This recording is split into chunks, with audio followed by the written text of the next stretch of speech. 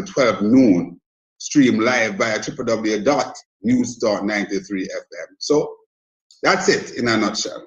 Okay, and then we have Professor Curtis Ward. Okay, thank you for that kind title, sir. Okay, I am an adjunct professor at the University of the District of Columbia, which has nothing to do with my presence here today, of course. I'm former ambassador of Jamaica to the UN, where I served 2 years on the UN Security Council. I'm a practicing attorney, retired. I write a few blogs and podcasts. We talk with Ambassador Curtis Ward. My blog is the Ward Post, and so on and so forth. I'm just a Jamaican patriot who wants to see Jamaica on the right path at all times. Also, ambassador, former ambassador. Yes, to the UN. To the US. United Nations. United Nations. And also Herb Nelson Jr. Your mic.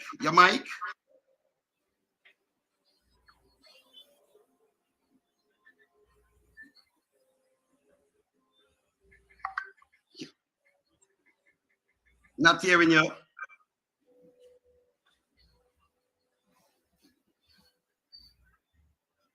Not hearing Herb at all. Yeah, Herb, not hearing you.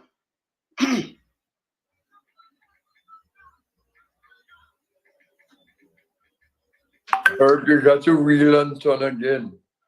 Yes, the mic, Herb.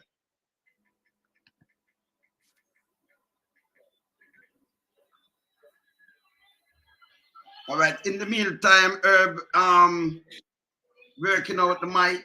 I'm with us introduce Rattigan. You know the man where we're about to turn the commissioner. You know. Rattigan, introduce yourself.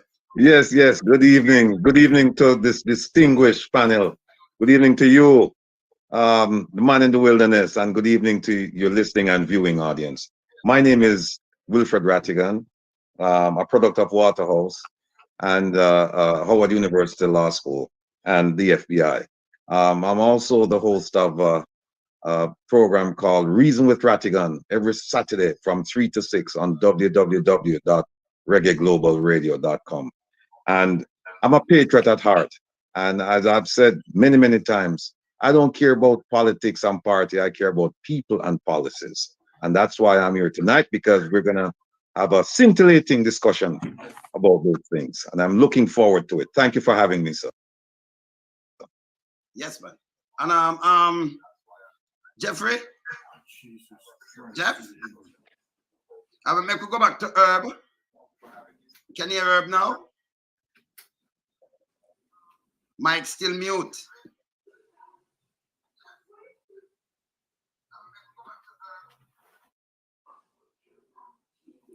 There's something seems to be playing. I don't know if it's in Sir Herb background.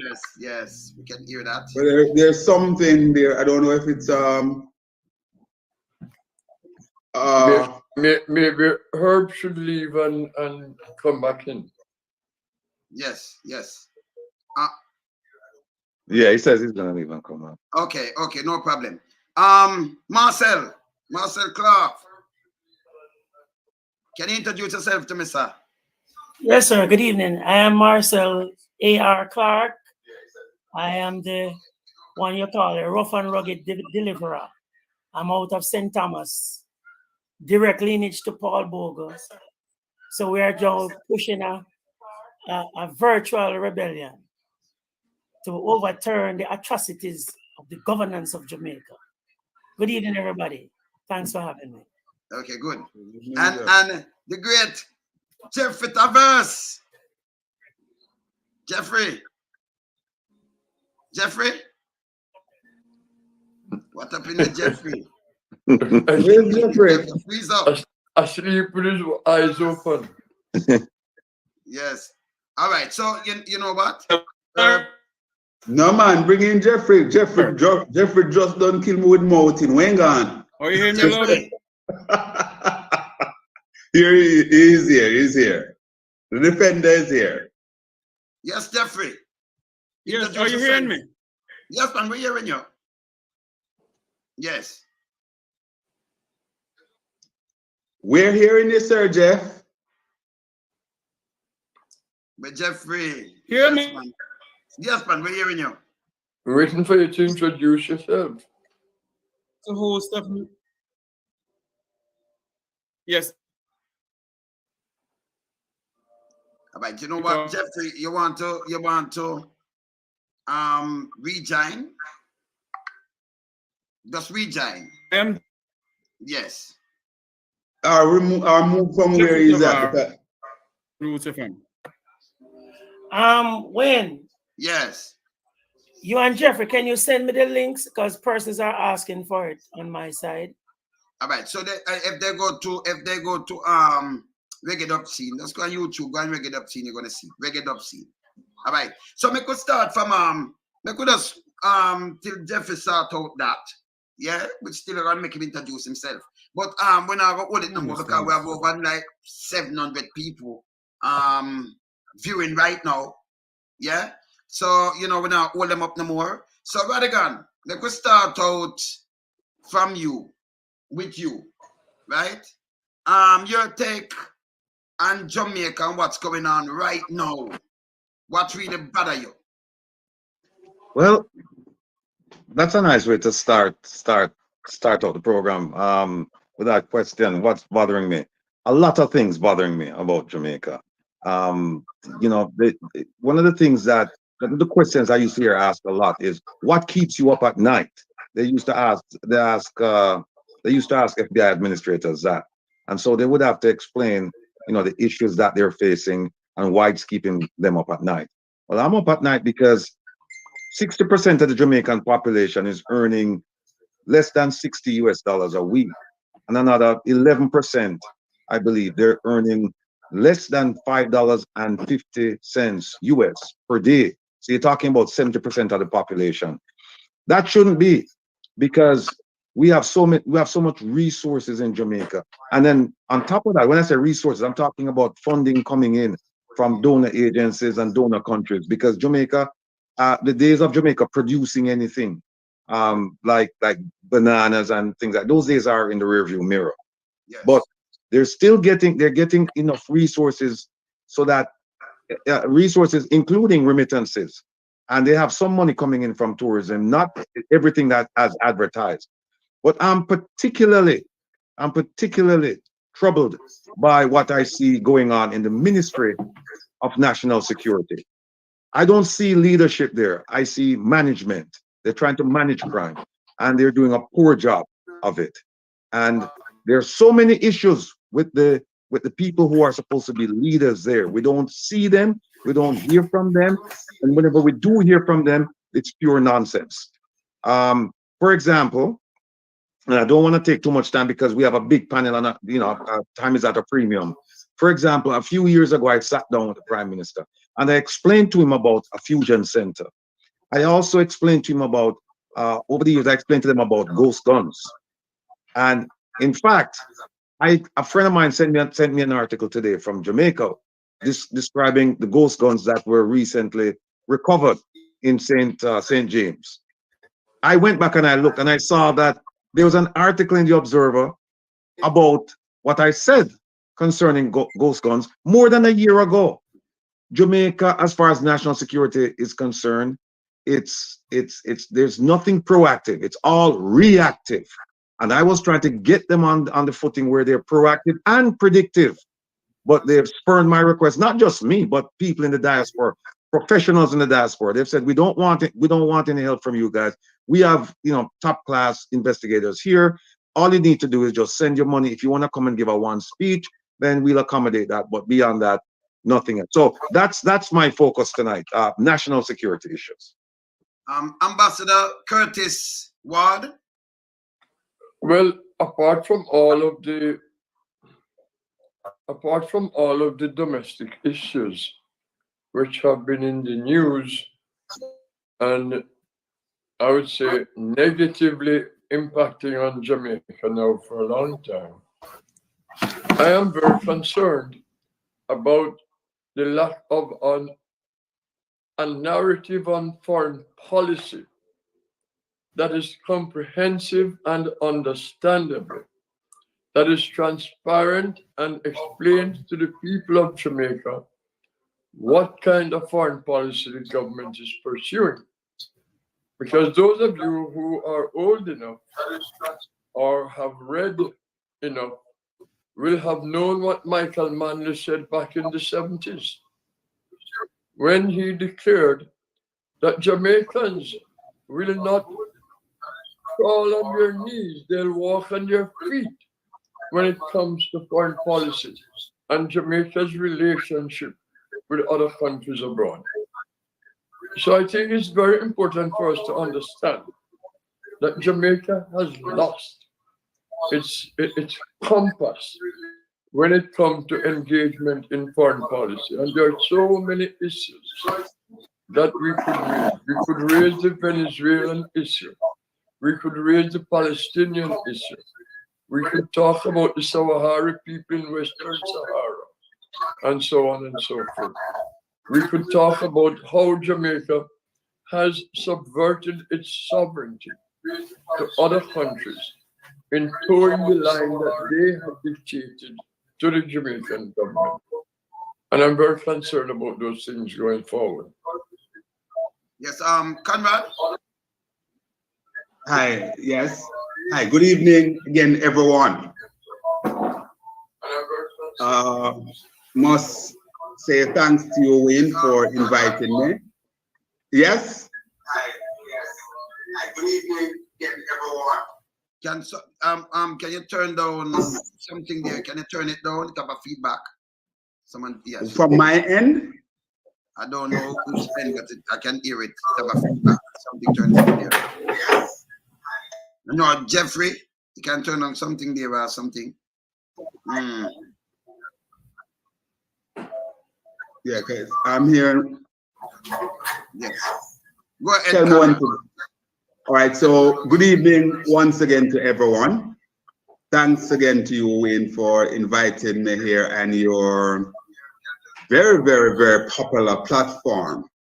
And indeed, I want to greet my brothers and sisters here at home in Jamaica, well, and indeed all the Jamaicans and people who are joining this platform from around the world.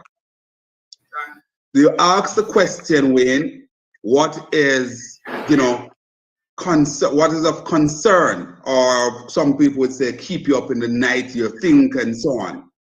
Yes.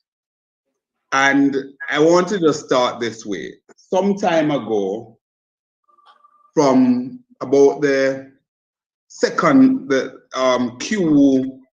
Q1 of last year, that's the first quarter of last year, I started to engage Dr.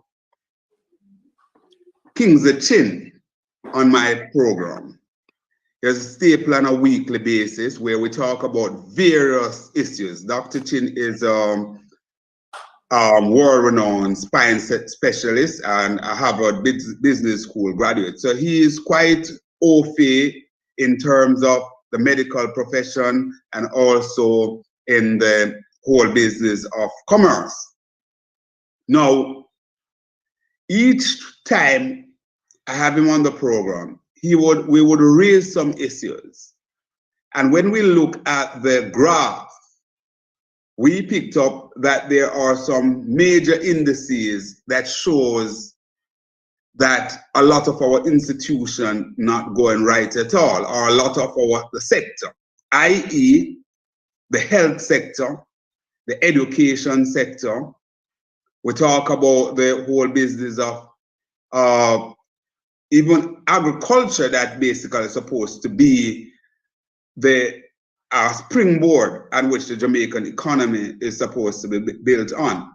We look at the whole business of the discipline in the country, the fiber of the country, the crime, the national security. all of those indices was just going in the wrong direction. And as a result of that, Dr. Chin normally raised the point that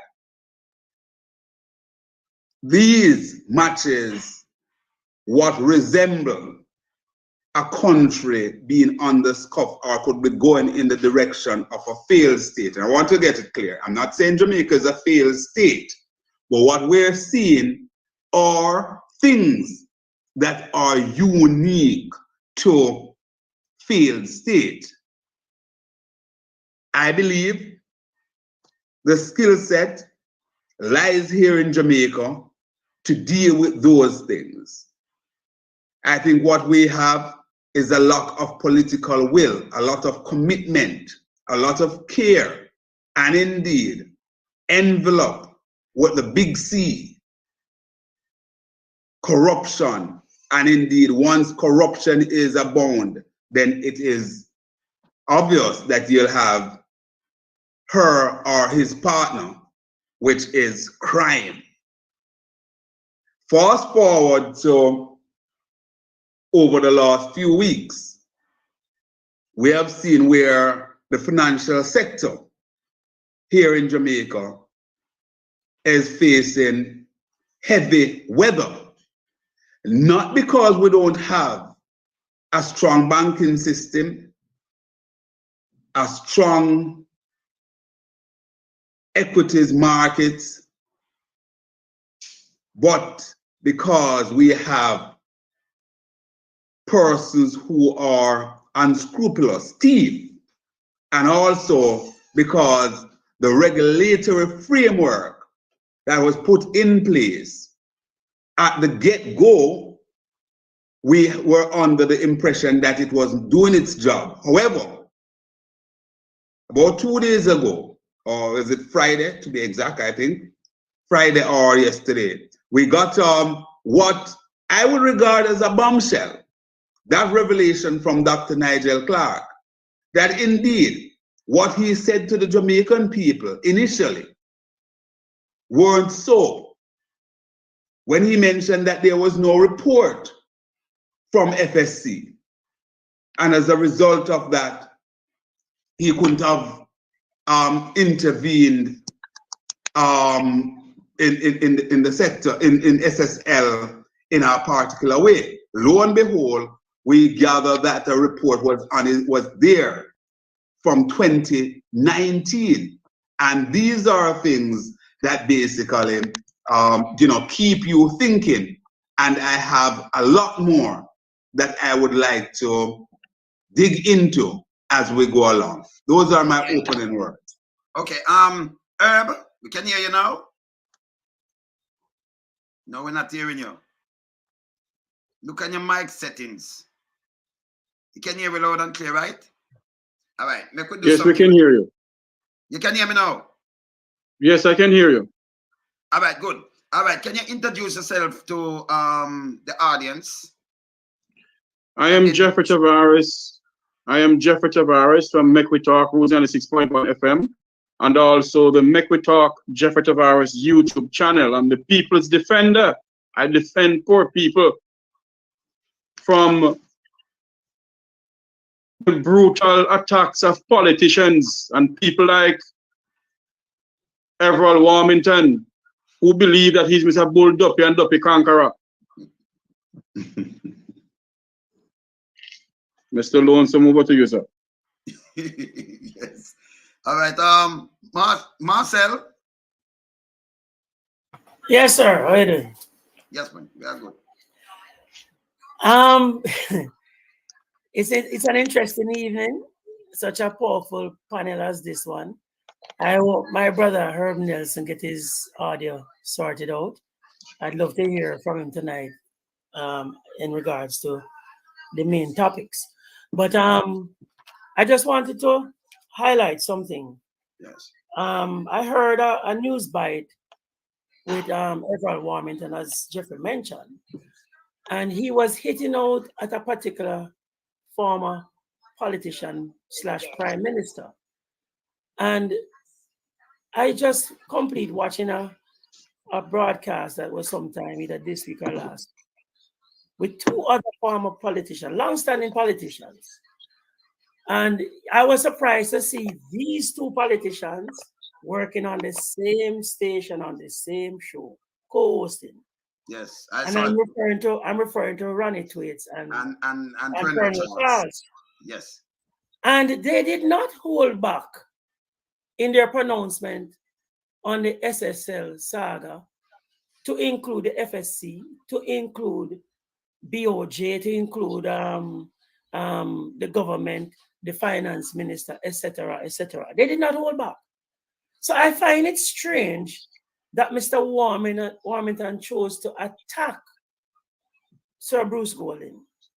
And I applaud the three men, for how they dealt with the issue. They were fair, they were frank, they were firm where needed.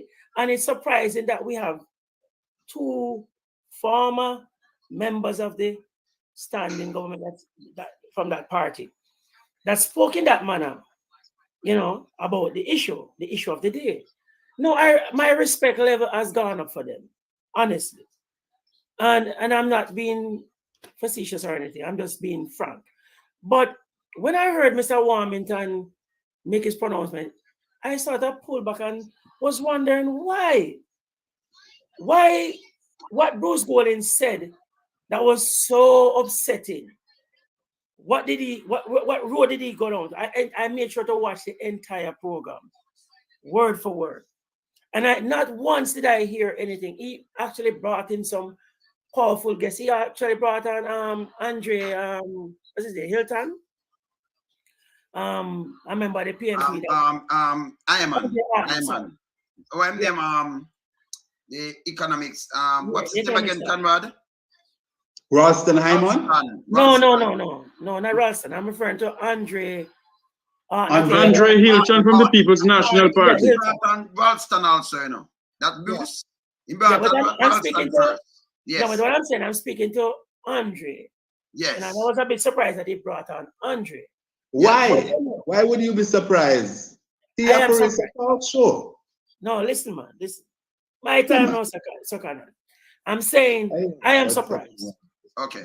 Based on how you used to view politics when these people were in politics actively, it would seem as if they would never have a decent or civil conversation with the opposite party. That's why I'm saying what I'm saying. Okay? But I started to wonder why Warmington reacted that way. Then I remember there's a long-standing feud between Warmington and Bruce when they mash up one farm and because one wanted to take over the constituency and etc. etc. Now, it is so bitter that the young man is that he's still carrying that thing after so many years. What young man? You mean the old stud? Jeffrey, behave yourself. No, but I want you to understand what I'm saying. Yes.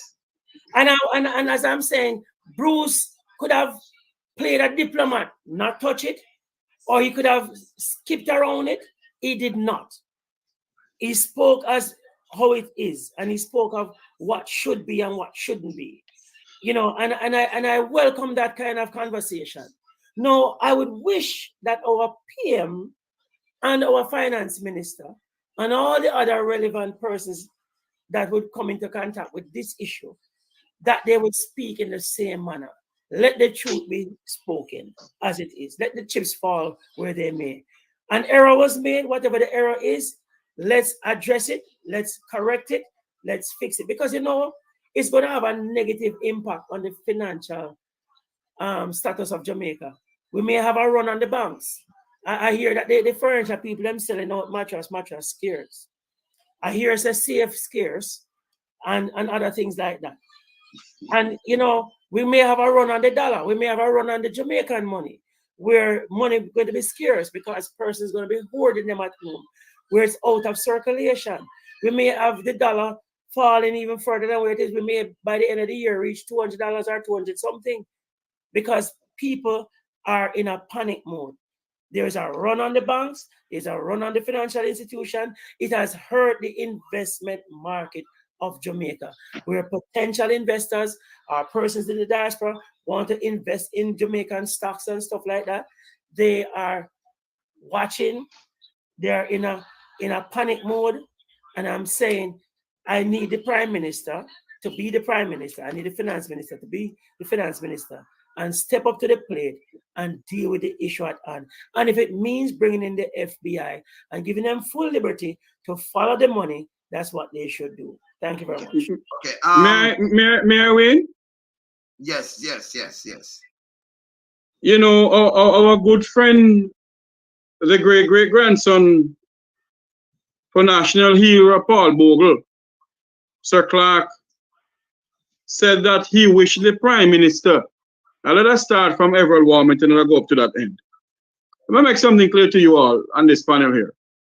Mr. Warmington has no respect for himself. So he'll never respect the people of Jamaica.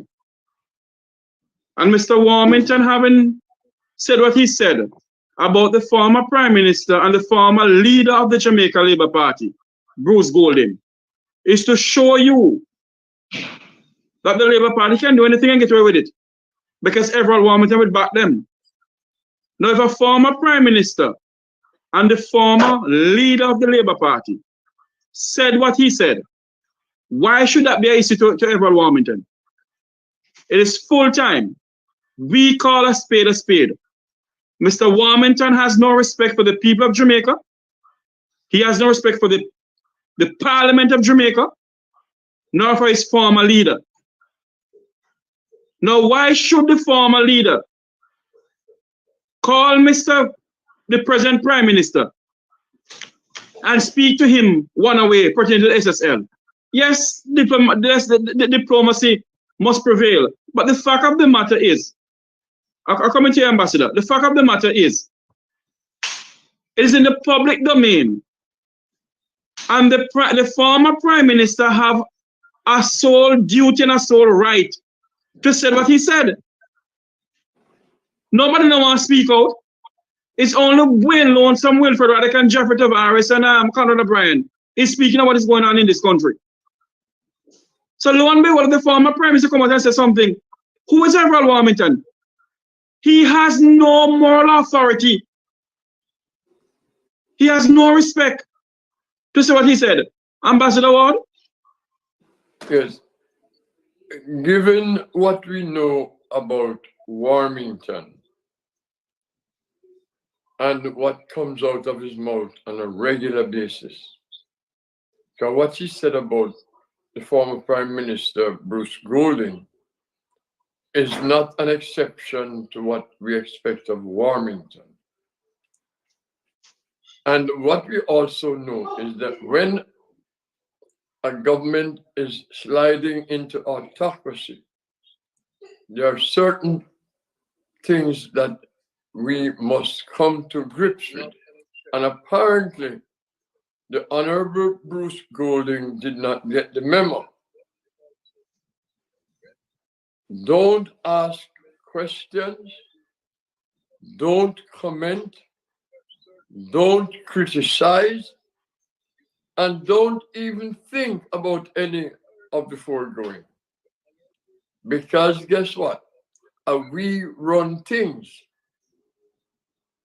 And that's why I have written on several occasions about what I see to be quite concerning, is that democracy and rule of law is under attack.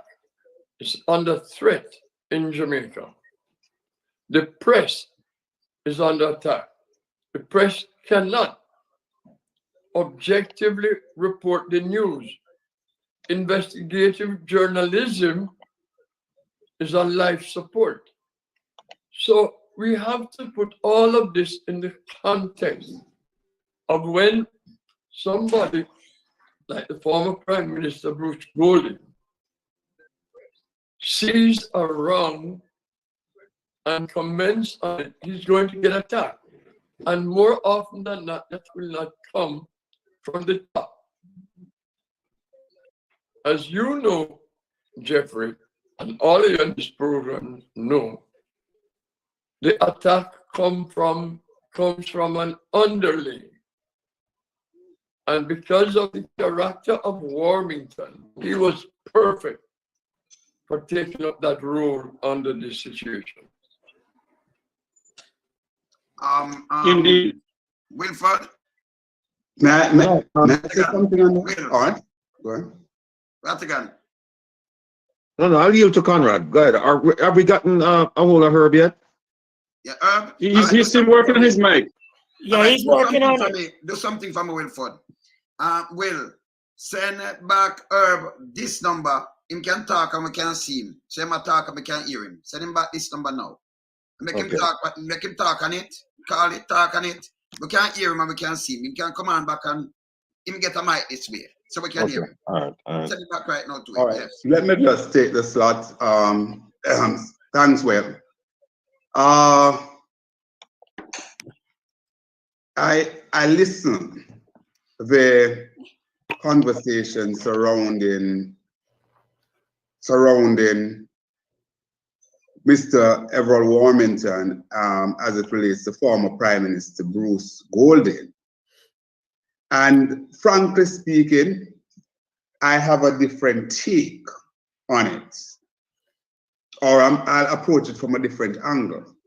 Because I don't think any of us on this panel and anyone who live in Jamaica or overseas who follows Jamaican politics would be surprised at Everett Warmington. That's vintage Warmington. My surprise is that... Hold on, Conrad, 1 minute. Herb, don't move yet. You can hear me? Yeah, me hear you now. Okay. All right. Good. All right, Ratty, come in. My surprise. Yes. My surprise, sorry, good. My surprise is the deafening silence from persons who one would look at otherwise in the Jamaica Labour Party.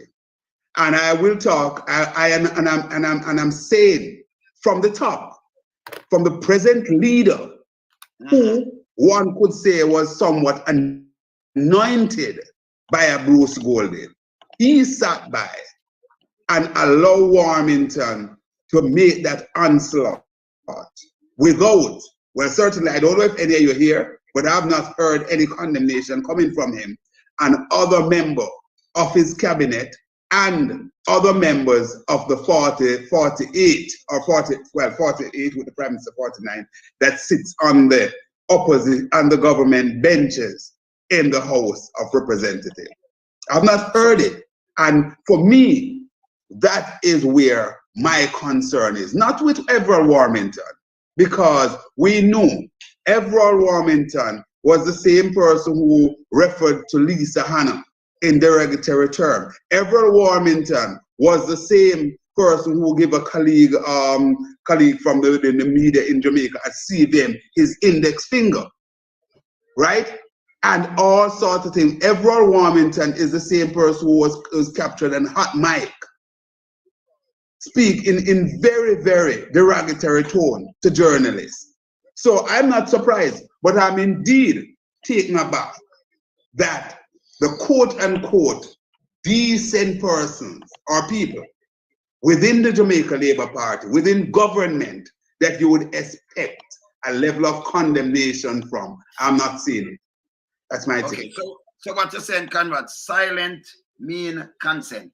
Because well, my friend, that's what I know it. And you remember I spoke about it on one of my programs. If you have a leader, the past leader who anointed Andrew Onis and put him up and said, yes, young people time, him are the leader. And you hear Everett Warmington come out like that and come back and disrespect, and you don't say anything at all. Well, me that just push it right up there, same place. Unless, and there's a method to the madness. So this was organized. This was organized. They all signed off on this and said, listen, we're going to attack him. But Warmy, Warmy is the attack dog, and people know say so Warmy, so people will just say, that's Warmington. Unless that's a planned situation there. I don't know. But certainly, I am saying that it is looking embarrassing embarrassed, and maybe it shows as well that there's a crack within the Labour Party, but because they're in government, it's somewhat being sewn together. Because when you're in government, you will get away with a lot of disunity, etc., etc. When you're in opposition, it busts open. So that's another angle. But gentlemen. Yeah.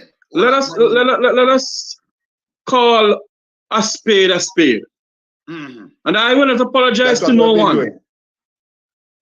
Is it? Yes. I will not apologize to no one. Everett Warmington is saying when he told Anthony Hilton about Riverton Dump, Everett Warmington fit to go and clean Riverton Dump. He does not fit to sit in the Parliament of Jamaica. No, you're right. You're right. But gentlemen, it is full time. I'm making. That's a point. It is the full time. Mr. Warmington continue disrespecting the people of this country. And it's full time.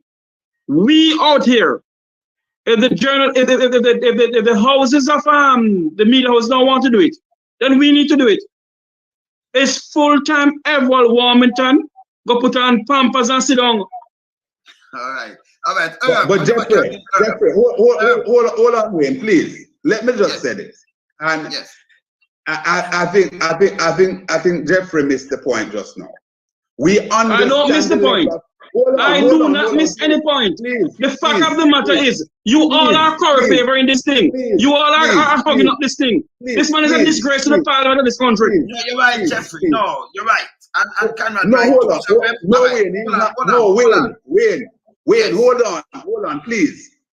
Let's contextualize things and deal with the context. I am saying every single person, including Mr. Tavares, condemning, and certainly among us, we are condemning the behavior of Warmington, right? And I agree with the words that Jeffrey and yourself and whoever used to describe him, right? However, I am saying that is what we become accustomed to from Warmington.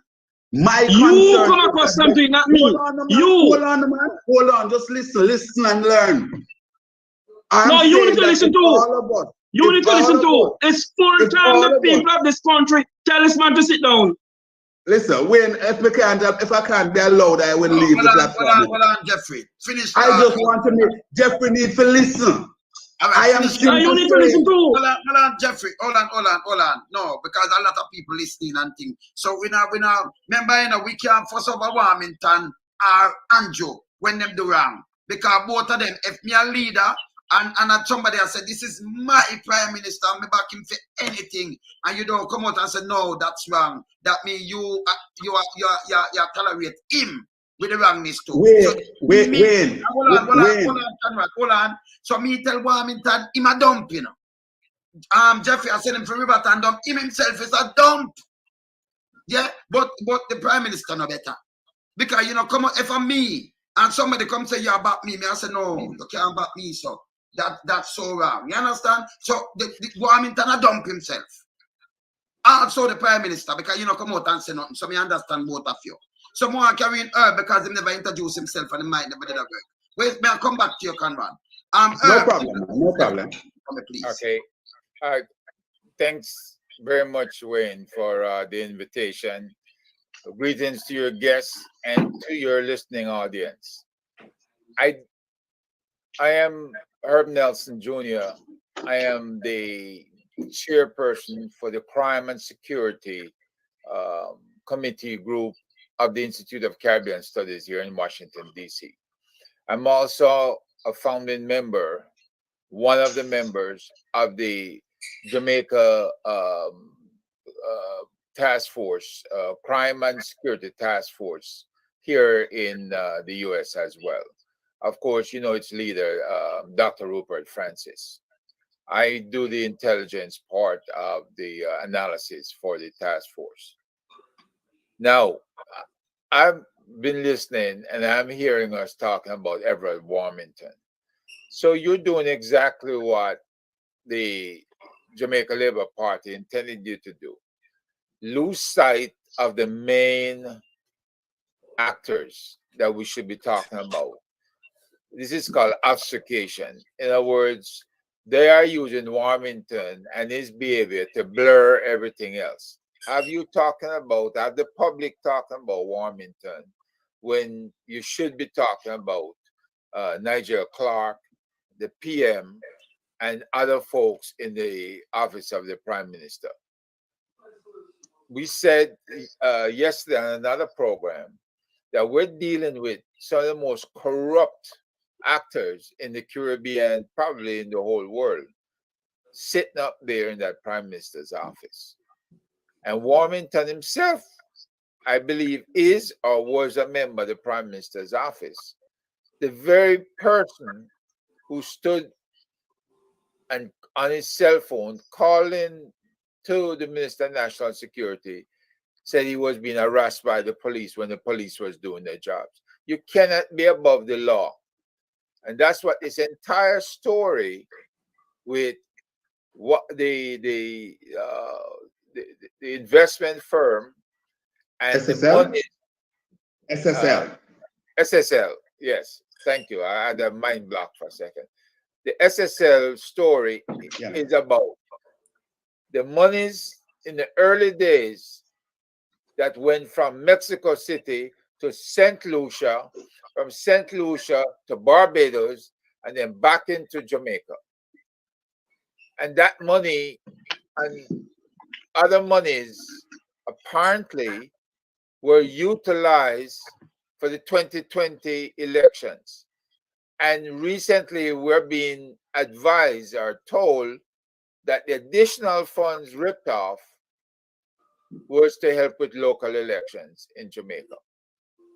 So are we going to deal with these questions at hand, or are we going to keep talking about Mr. Warmington? It was a complete, total fabrication and waste of time. Yes, yeah, distraction. So we could talk about the money now. We could talk about that money. Right? And this lady, yeah, we could talk about the money now because, you know, them coming up with all kind of things, and I hear some of the radio station coming up with one bag of thing. Tell me something now. Anybody here, well, me talked to Conrad the other day about stocks, when people buy stocks. Oh, one person could work in a place and move over 3 billion Jamaican. Where should I put that? In other words, in US, 12.7 million US plus other money. She move it, and you know, one radio station want to make a road like this. I mean, you can just shine some light on this for me, please. Ambassador, you want to take a shot? Well, listen, let me say this to you. At the end of October, 31 October of last year, Bolt had $12.7 million in his account. This woman has declared that she's responsible for the majority of the 40 members or over 40 members who are losing their stock funds. If it depends on the authority you give to your advisor in an investment group. Do they have the authority to buy and sell? Do they have the authority to move it into something that's lucrative? But you have to be notified. The fact that there's been no notification whatsoever of several members who are turning around now to find out that they have lost their money is what is criminal. And to hear the many rumors that loans are being made from SSL, which is not designed to be a bank, in that the investment bank that gives loans. So if these things are happening and are true, then they're in violation of their charter. I've been waiting a while to see what the entire charter of SSL looks like, and I have not been able to to put my hands on one. All right. So if you guys can speak to the charter, outline what they cannot do, then we can proceed safely in saying that certain rules of the road were totally violated. Okay. Ratty. Yes, sir. Well, the way I agree with her that we need to put Mr. Warmington aside, because whatever he said about the former prime minister, it now put food or take a food off of somebody's table. But when we start talking about the other issues, them now, those are the issues affecting the Jamaican people, and those are the issues I would like to spend my time discussing. Now, when I look at the financial debacle, I think of one thing and one thing only, and that is leadership. And along with leadership is responsibility and transparency and accountability. And what I've found is the Minister of Finance to be woefully deficient in those areas. Now, keep in mind that this is a man that we paraded, I say we, the Jamaican government, paraded him around the world, saying that he's the architect of the successful stock market in Jamaica. Now, my good friend Conrad he has a historical perspective, which indicates that he actually, the minister actually inherited that position. But be that as it may, they paraded him around the world. Said this man is a financial genius.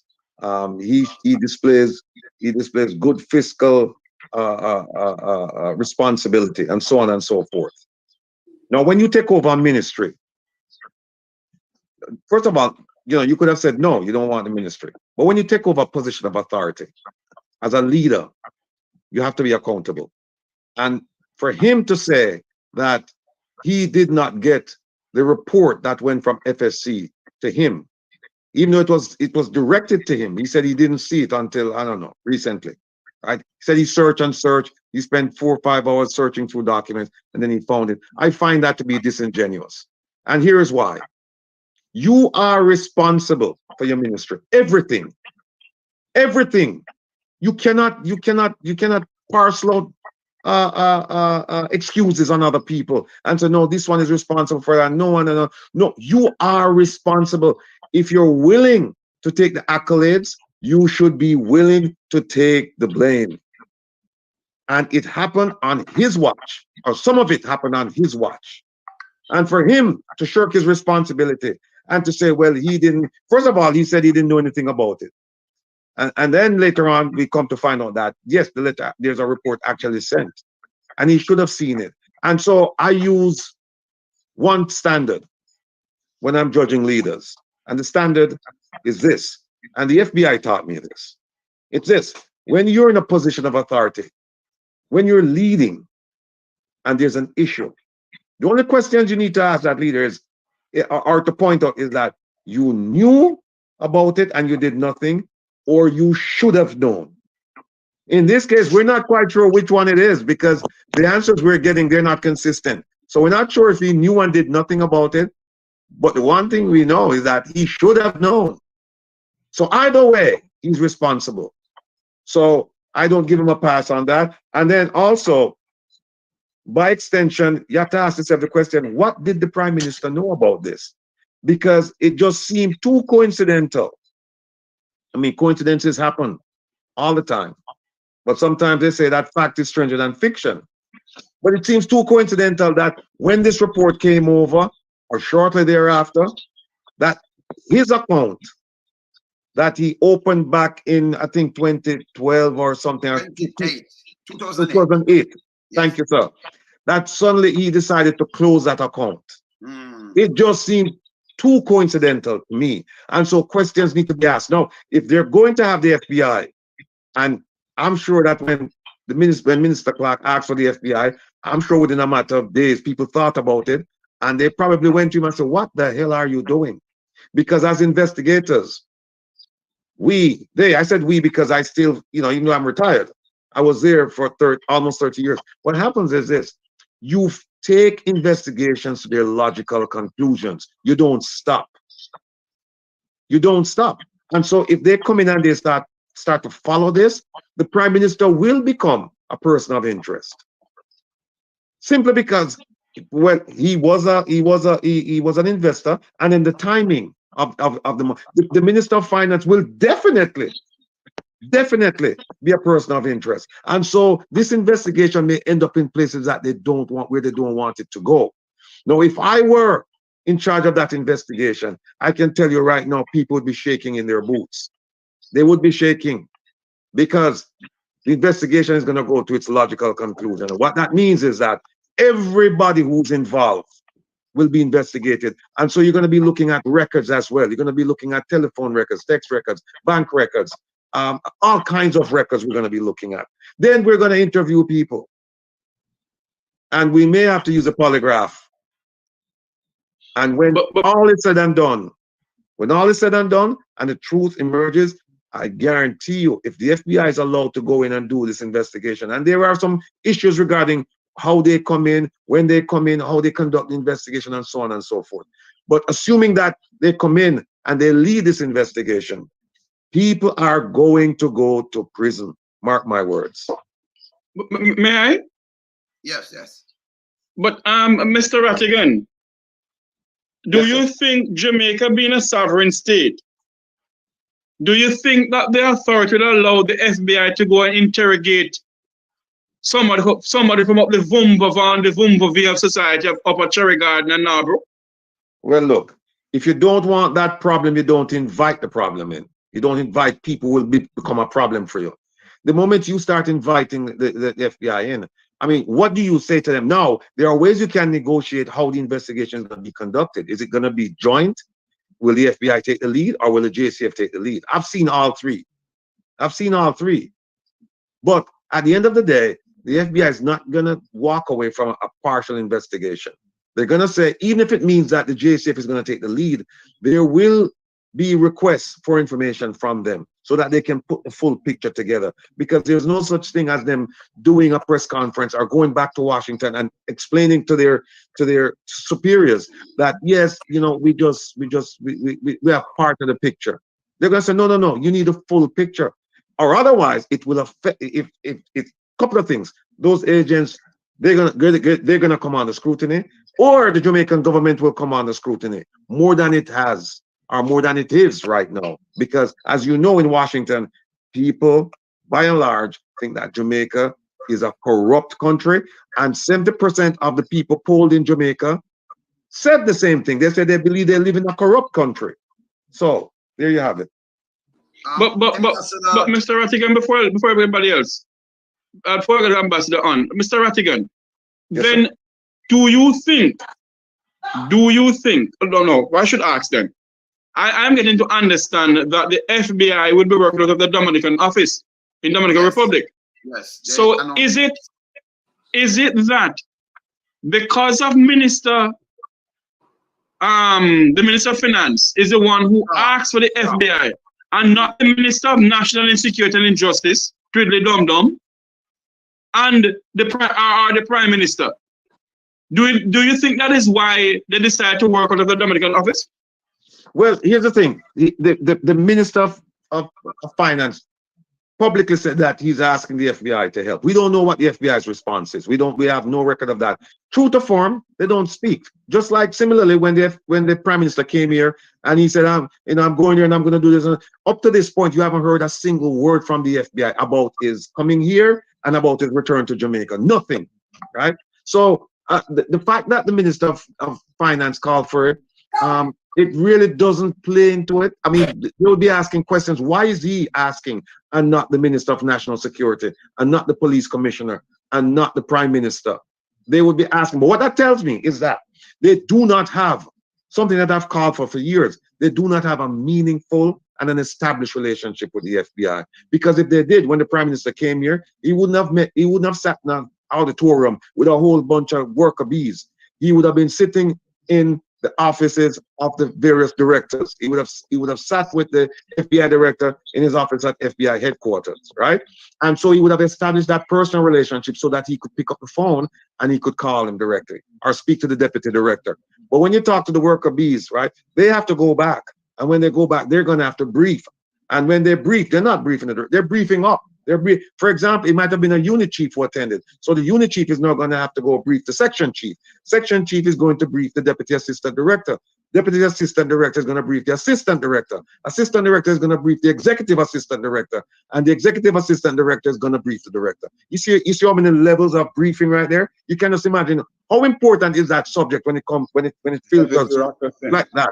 It's nonsense. It's nonsense. They don't have a good working relationship. And by the way, the FBI office that is responsible, has territorial responsibility for that part of the Caribbean, is based in the Dominican Republic. That's true.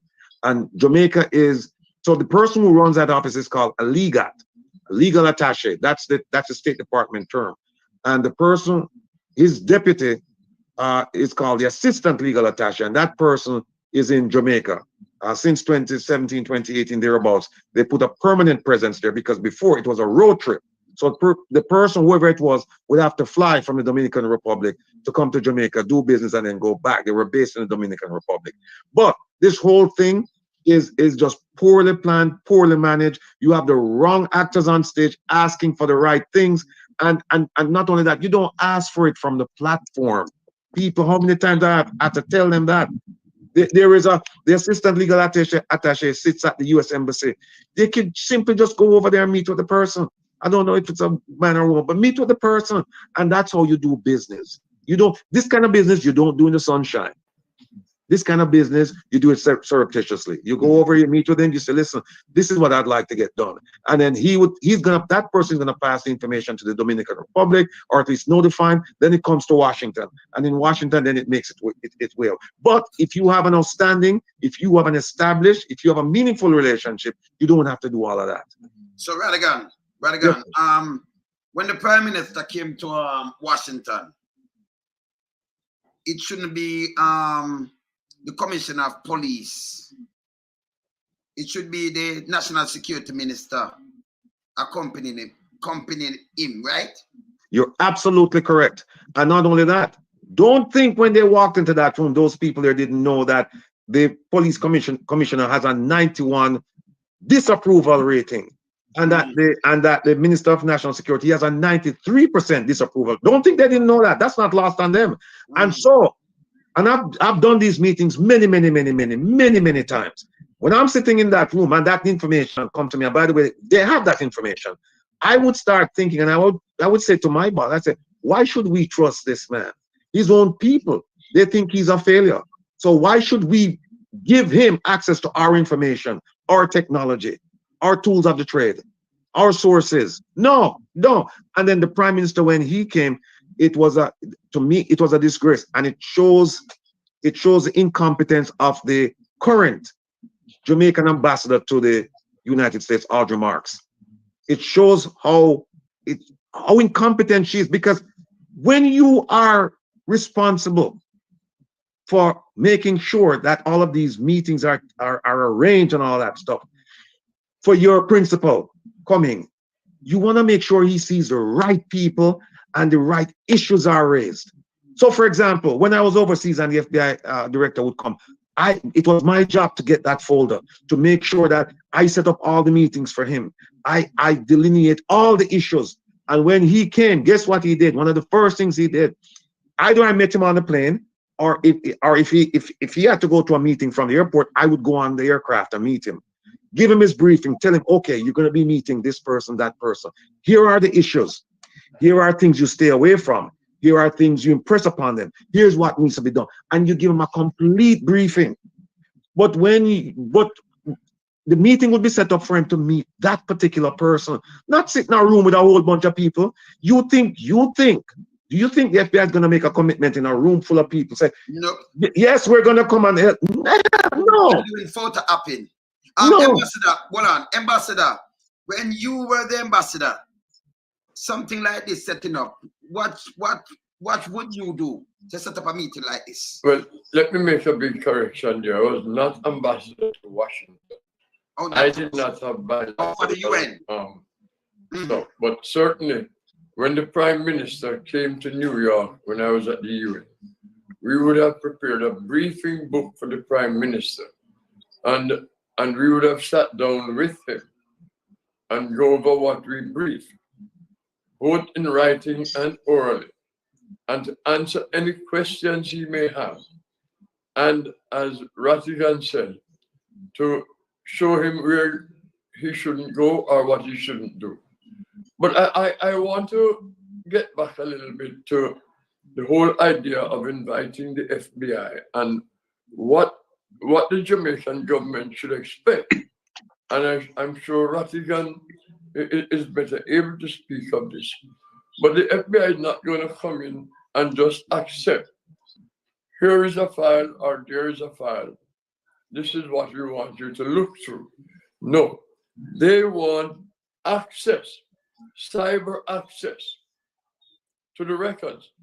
They want to be able to trace where the funds move from, where they move to, including any funds that have been moved into any U.S. financial institution. So when they think this is just an investigation of a local event, of a local issue, it could blow up in their face and become an issue where the U.S. financial system has been abused to hide ill-gotten gains. That's money laundering. And anyhow you give the FBI access to the records, they are going to want to go deep and make that determination. Because one of their primary concerns is not to protect the Jamaican financial system, but to protect the integrity of the American financial system. And here is what we should be looking out for. If the FBI does indeed participate in this investigation, it is not going to be a whitewash. Trust me. Conrad? Yes, I want to put on the table here that the fact that at the initial stage, the Minister of Finance said there was no communique from the FSC to his office or to him. And now, at a later date, he came up to the Jamaican people and said, indeed, there was. As the newspaper, Jamaica Gleaner carries today, that the communique was sent both in hard copy and soft copy by way of email. Therefore, how does the complexion of all of this changes now? What's the difference it makes now when the minister was saying, listen, there was no communique, hence the executive director lost his job, and now we're recognizing that indeed that communique was sent from 2019 or 2019 to the minister. How you gentlemen look at it now? Is there any what's the responsibility? Does this meet the threshold of saying that the minister should look at maybe pending his resignation, or we're not there yet? Let me add to that, Conrad. I know Marshall want to get in here. You have in 2015 4 American investors put their money into SSL, and their money came up short. They complained to the U.S. Embassy in Kingston, and an investigation was done back then. So we know that SSL has a history of misplacing people's money. In 2017, KPMG did an audit, and with that audit, you have a report that faults the FSC for failure to do the audit functions, and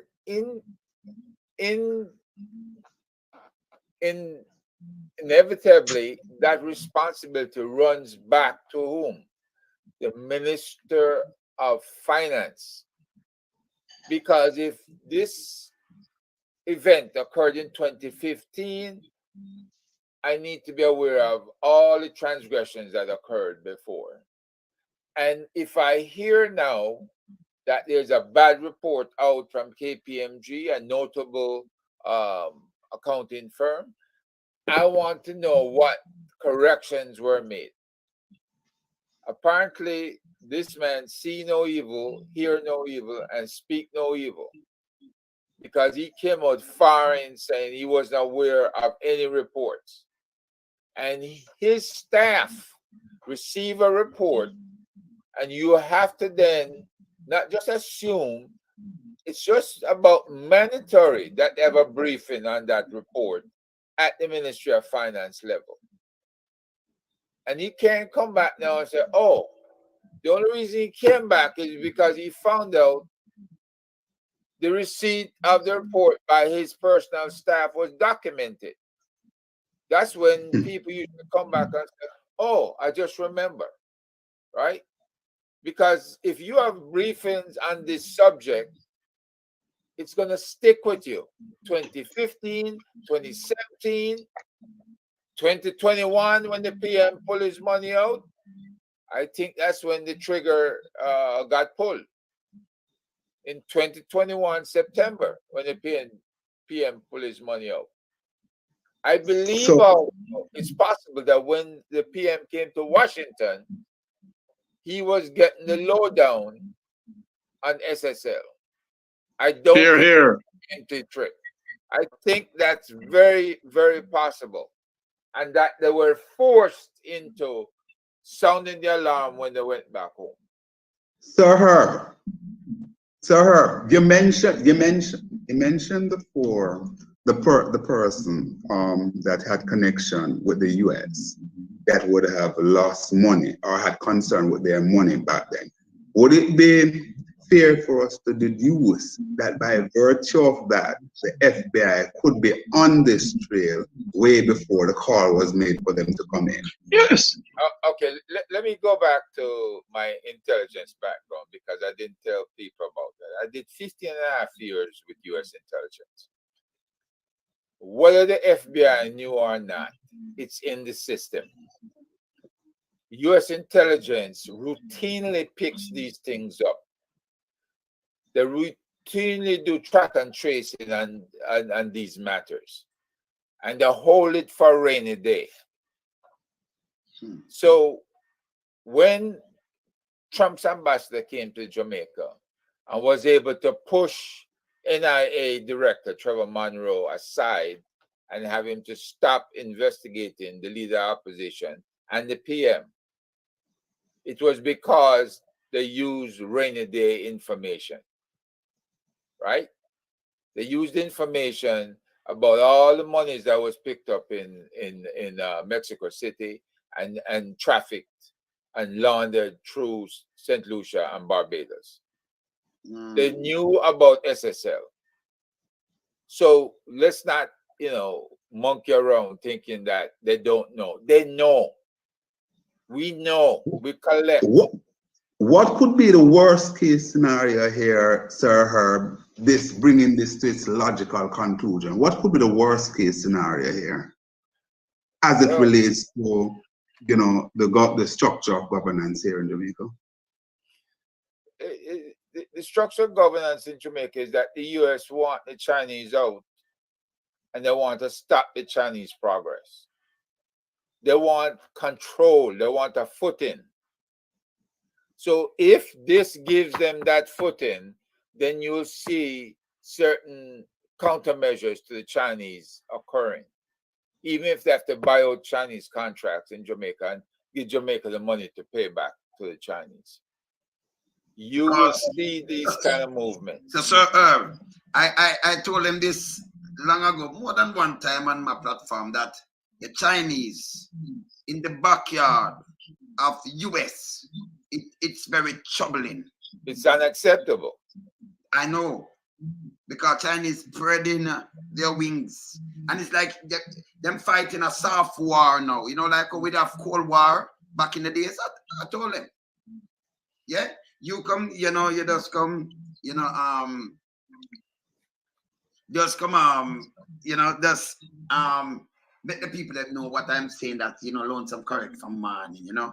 You understand? With the Chinese. You Because the have Chinese, a good point. hold on, so Herb. We tell them also that the Chinese, most of them are doing, you see them as work. A lot of them are they are agents. I am wrong or I am right. A lot of them are agents. You're right. People's Liberation Army, they deploy them all over the world, wherever Chinese interest is. That's how they protect their interests. Let me just add one quick thing to that regarding the Chinese.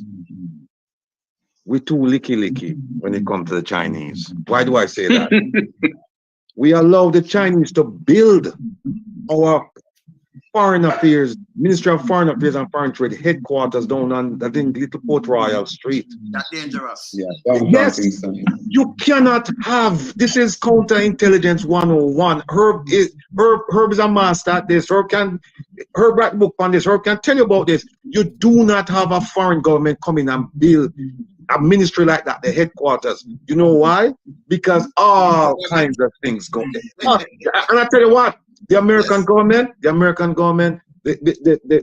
Five Eyes, let me just say, the American government will not have any meeting of substance. And any other,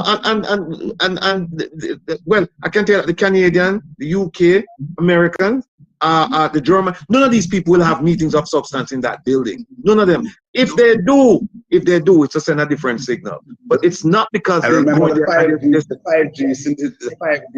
Yahweh. But Huawei. I'm talking about the Five Eyes. I'm talking about the Five Eyes countries. Herb know about them. New Zealand, Australia. Yeah, New Zealand, Australia, Canada, the UK, and the US. Right. Yeah, they're very I'm aware. I'm aware. I'm just throwing into the mix the conflict with right. 5G. No. I've been told that when that building was built using majority Chinese labor, they don't know. They had nobody overlooking the work to see if devices were being placed in that building, right? And I'm willing to bet you that there are devices in that building. And what happened is that when the building was finished, I was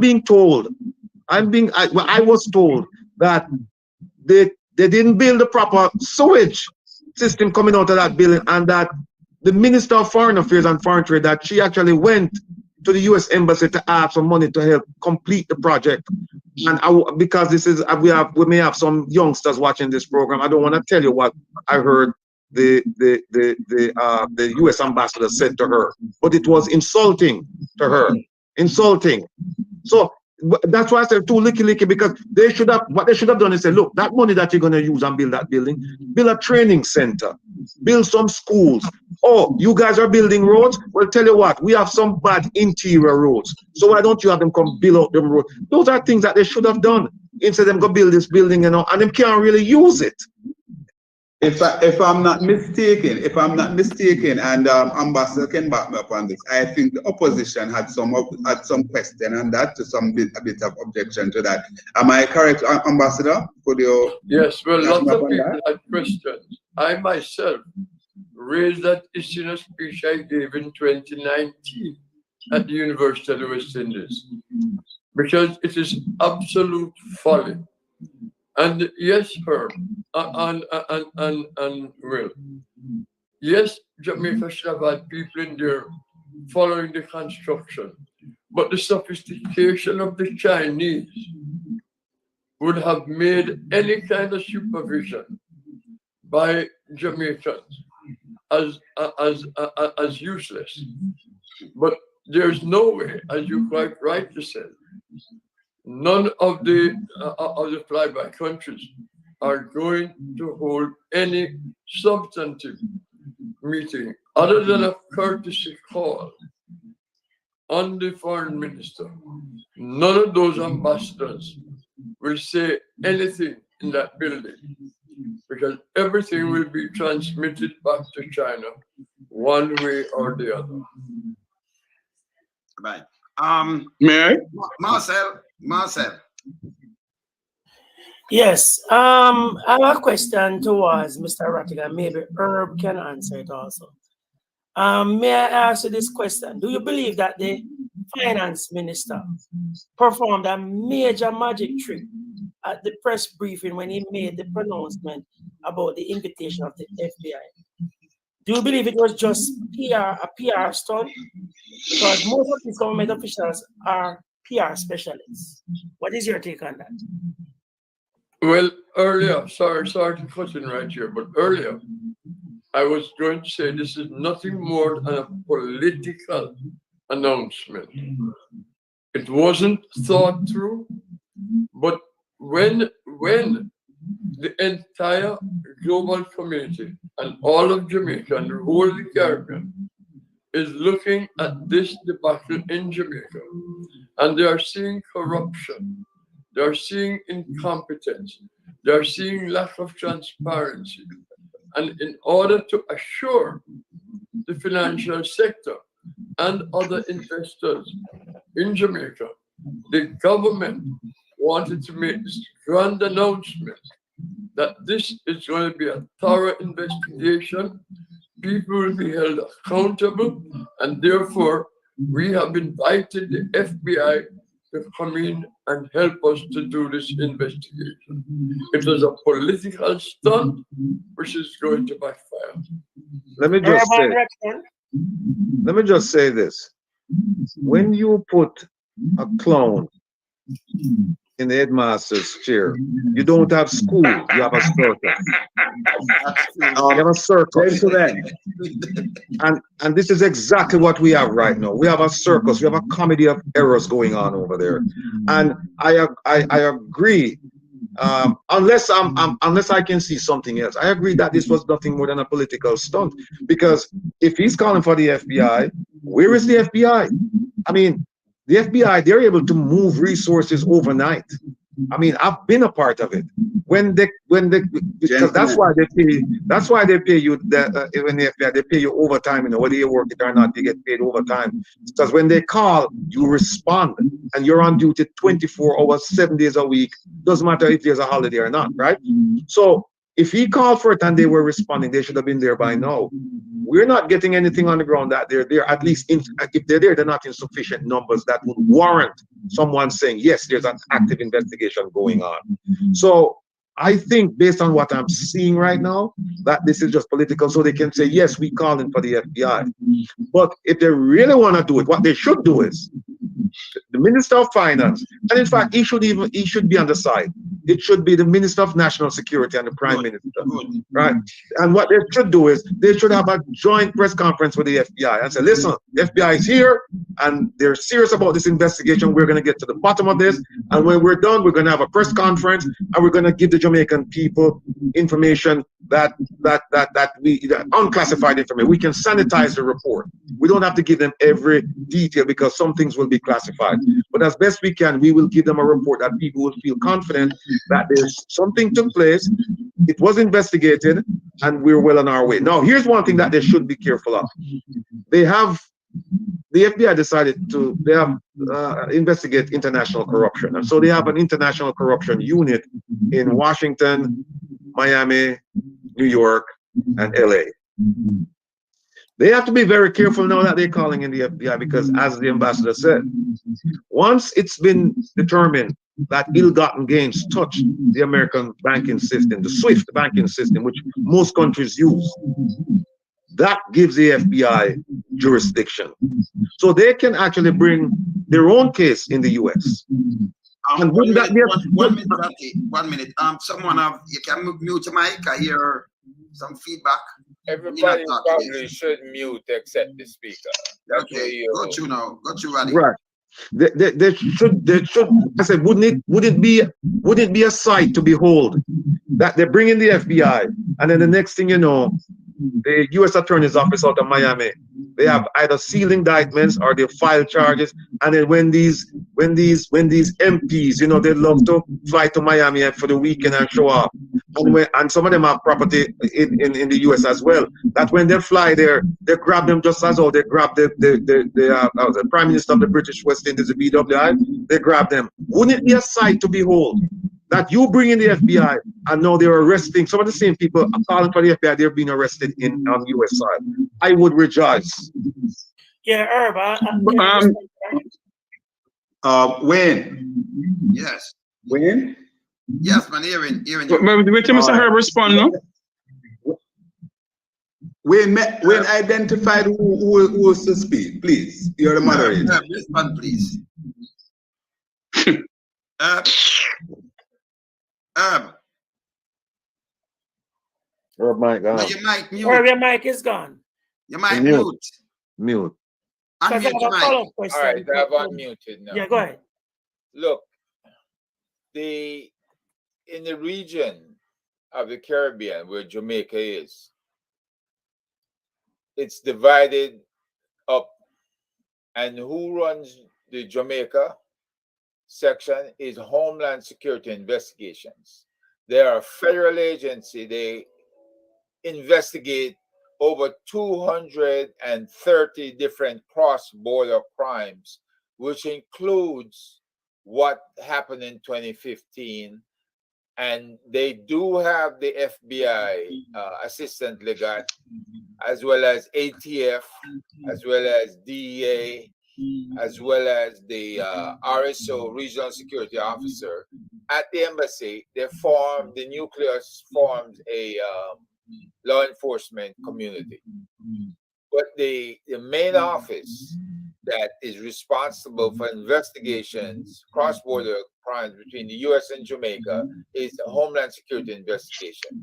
They are federal agents. Their 1811 job description, very similar to the FBI. They can do a lot of cases that the FBI does, but sometimes they have a preference of not to take long-term cases, which the FBI is very good at. And this would appear to be a long-term case, right? All right. The follow-up question I want to ask is, how can we find out what the rules of engagement, if in fact the FBI was called into the lead investigation or in whatever capacity? So how can we verify if it was a genuine announcement or not? I don't believe it's genuine. I think it's another, they draw a carcass across the trail and the dog pick up that smell and following that. And we are the dogs, right? So they throw us off the trail again. We've got to stick to the facts out there. Herb and Conrad. Mm-hmm. Yeah. Yeah. I just want to make this simple point here.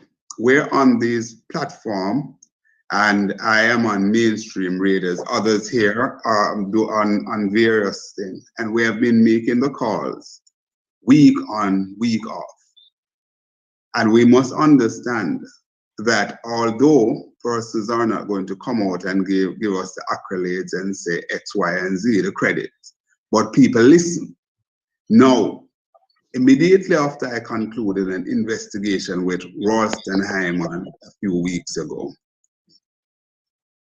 exactly at 12 o'clock, a call was made and they sent in an interim manager at SSL. That was the FSC did that. Wilfred Rattigan and myself and Jeffrey as well, we have been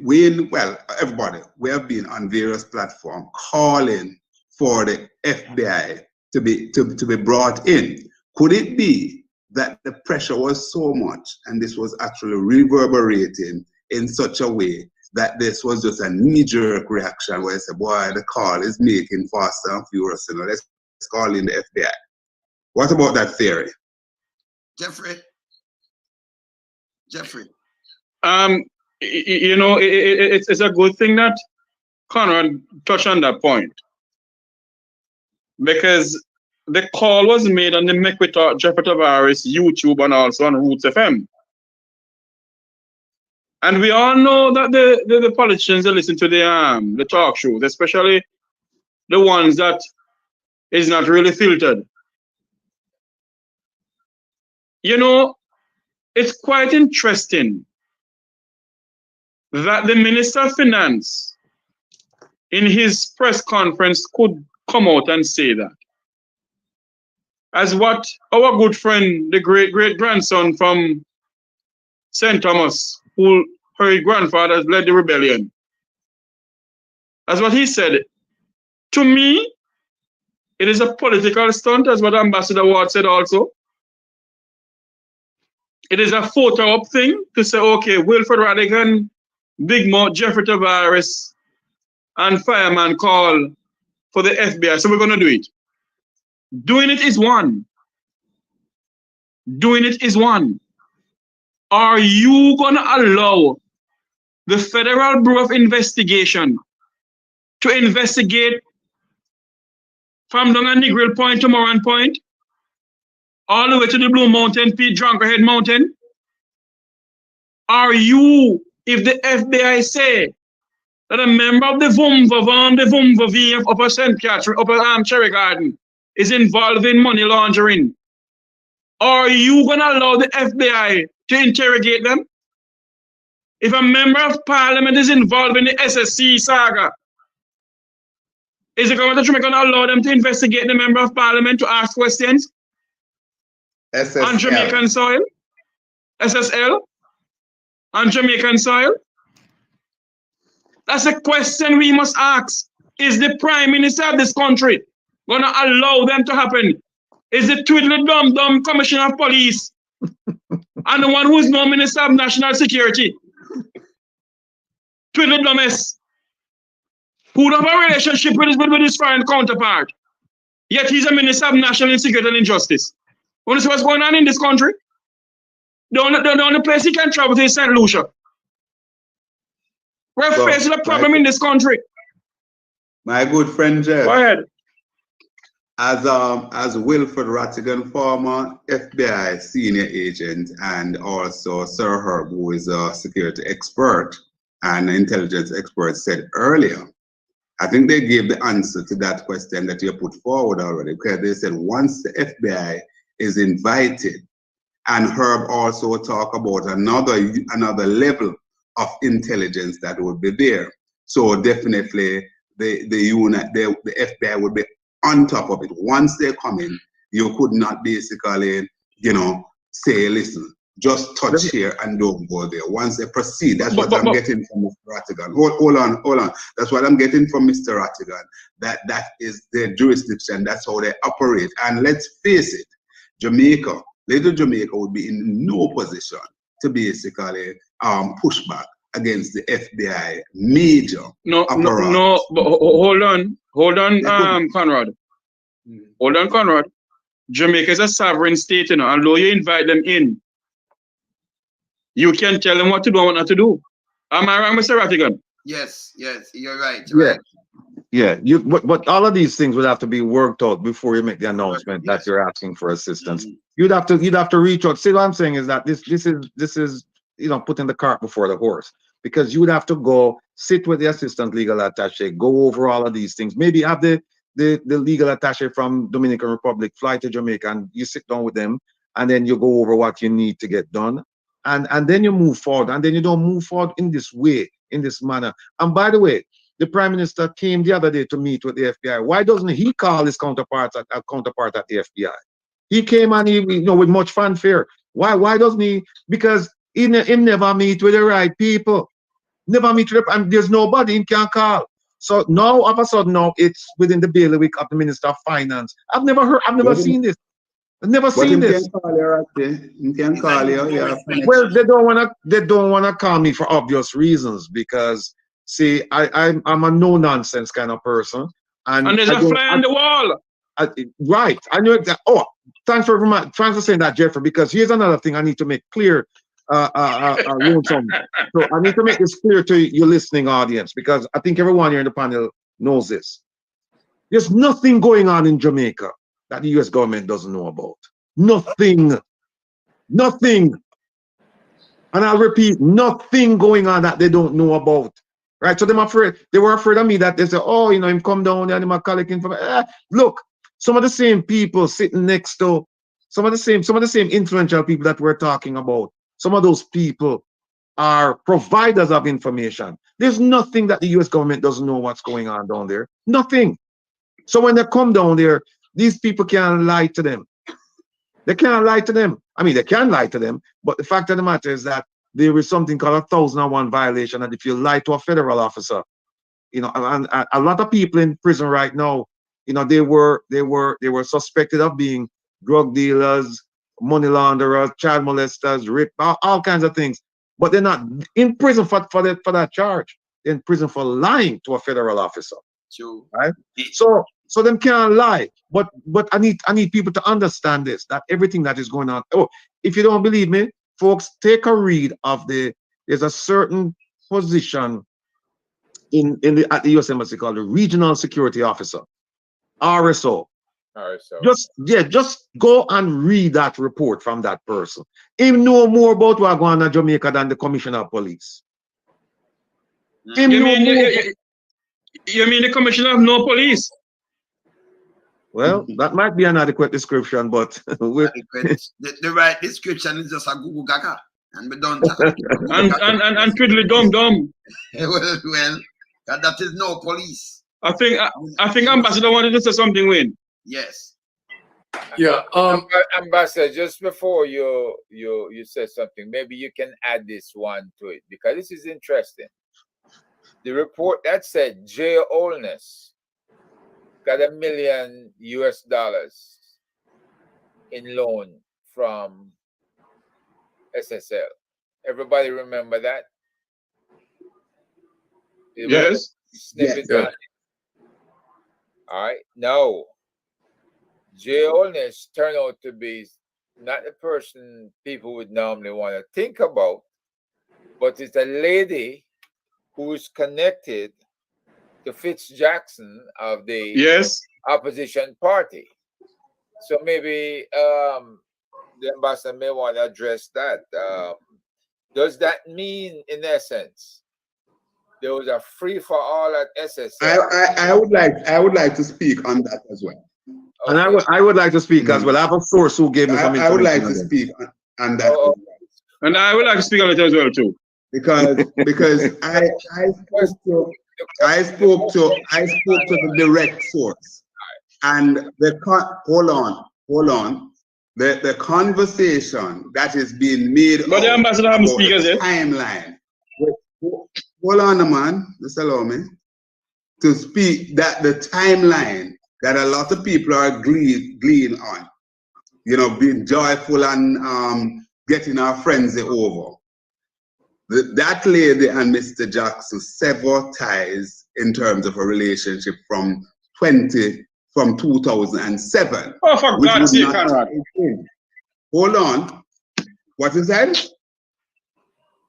What is that? Finish. No. Hold on. I am not guessing. I am telling you the facts, and the timeline is important. And I notice whenever certain things raises, some people jump up in the air. Yes, me jump up in the air. Because defending people's national party too much. Jeffrey, just let him finish, all right? Come on, guys. I'm saying that the timeline. I did not finger anyone. I didn't finger anyone. I'm just speaking. All right. I'm saying that that's my information, and it is most credible. So the timeline is important, and that conversation, that relationship has nothing to do with Fitz and the lady. So it must be separated. Okay. All right, Ambassador. Wow, I kind of forget what I wanted to talk about.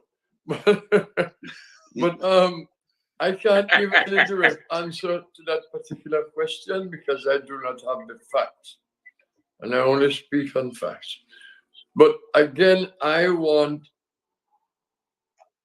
someone raised the point that at some point the government may cut off the FBI from information. But that's not going to be possible because once the FBI starts digging in, the FBI is going to probe any connection that there is to the US banking system. Any corruptly acquired gains deposited in any US bank becomes an issue of money laundering, and the FBI is going to investigate that independently of any of the SSL issue. When I say independently, independent of what Jamaica wants them to investigate. I think the British will do the same in terms of the use of Cayman banks, that any of these ill-gotten gains may be deposited. The British MI5 is likely to have access to those banks and the records of those banks. So once these investigations begin, whether it be FBI, MI5, or any of these foreign investigative services, I maintain what I said before. It could blow up in the face of the government, because people who we don't know are connected at this moment in time may turn out to be connected, and it will not be a pretty picture. I'm going to have to run because I thought I'd have been able to leave by 9:30. I just want to say Ambassador, before you run, right? I could just take in a call. 1876 419 2693. Just ask the question before the ambassador run. Yeah? I could just put on the number. You can just ask a question. WhatsApp. What's the question? Call me right now because the ambassador have to run, right? Yes, man. Any question for the ambassador before we run?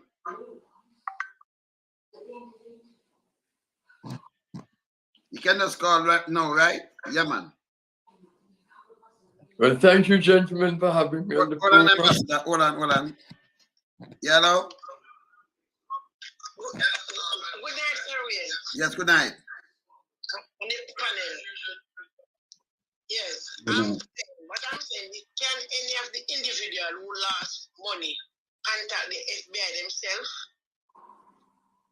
Ambassador, you can answer that for me? I couldn't hear the question. He said, can any of the individual who lost money contact the FBI themselves?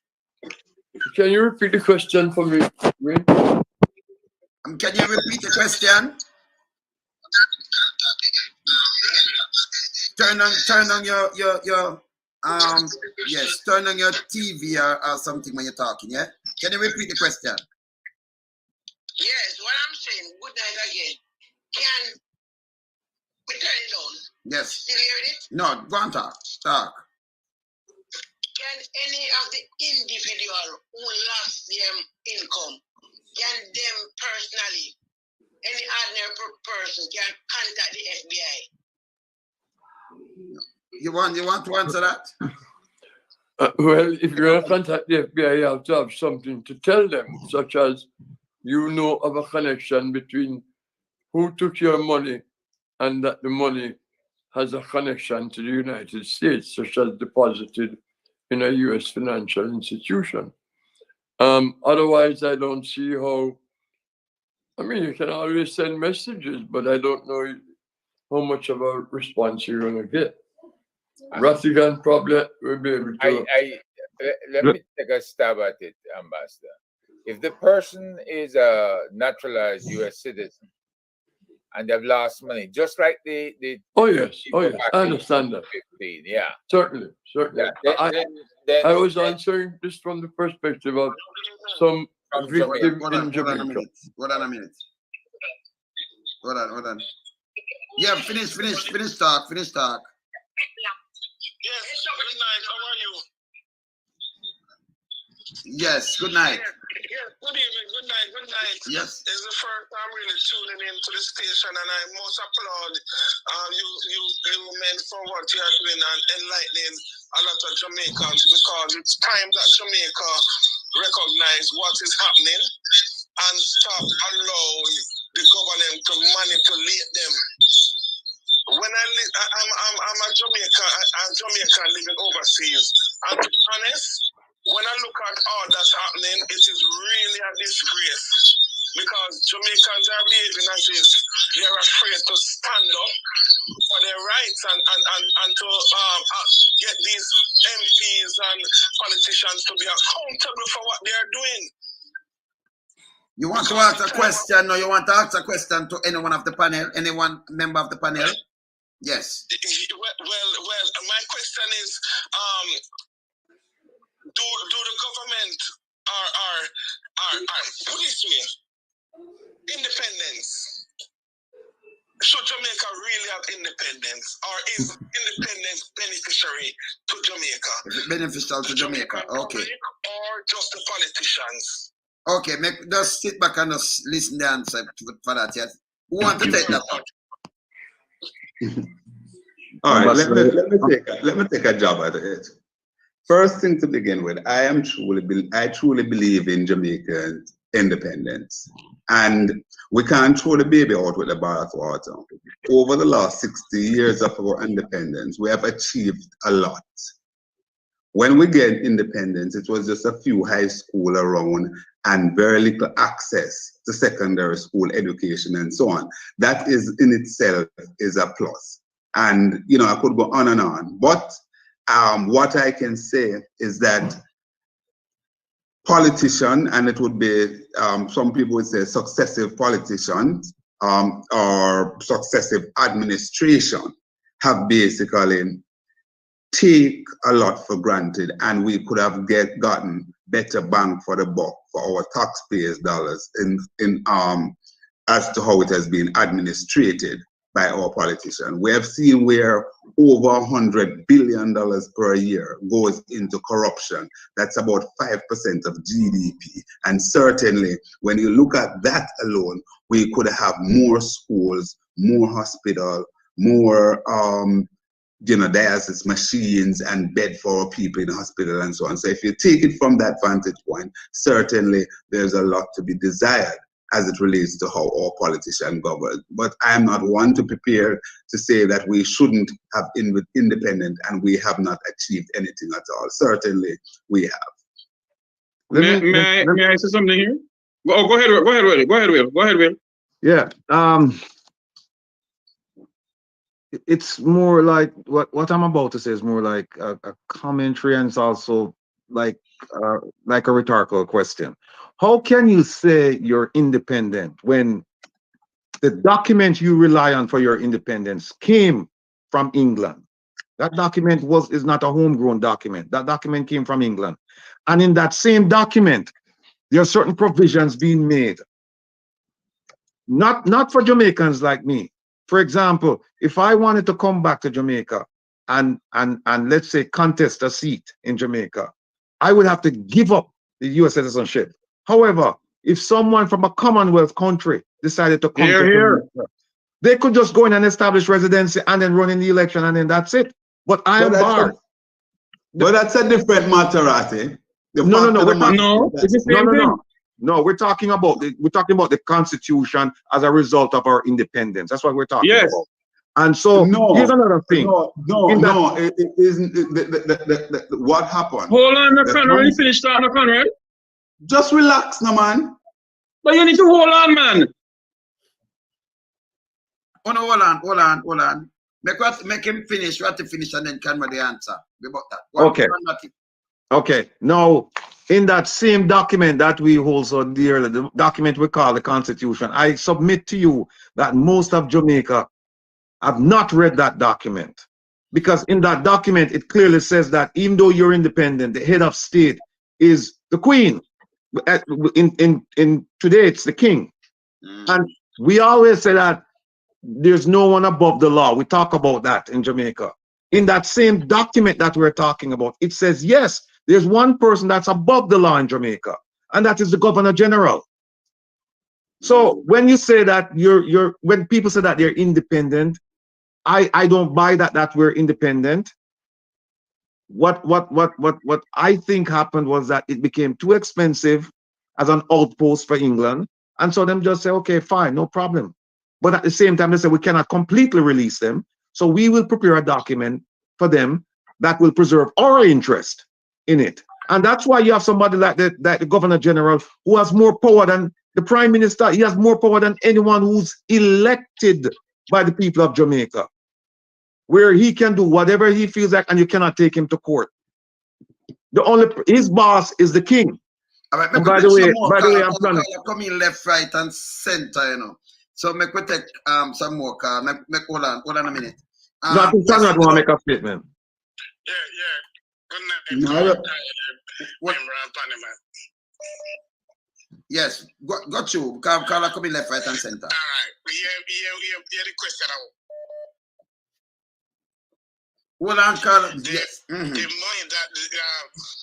The money that the Prime Minister said he did borrow the loan and didn't declare his asset, and now he might come say him did have loan in this. That's not, so that will account to go to prison for that. Let me just make them answer. That's just because that caller come in. So all right, let me respond to. Hold on, let me respond because I'm on the panel here. I don't know that the Prime Minister said that he took any loan from SSL. I pulled up the Prime Minister's response from when he addressed the issue back during the election campaign. And what I have in hard black and white is saying that the Prime Minister basically Encash had stocks and bonds there. I know that the argument is being bandied about all over the social media and so on to say that the Prime Minister took loan. I am not aware of that. All the documents that I have seen said that the Prime Minister actually, that's the official document that he encashed his unit. I'm not saying that's not so, but I have to speak to the facts as I know it. All right, Conrad is right. Conrad is right. Hold on. Let me take a next call. Yeah, hello. Yes. Hello, good night, Mr. Lonesome. Yes. Panel. Yes. So, Good night. Rattigan, Herb Nelson, and Mr. Tavares.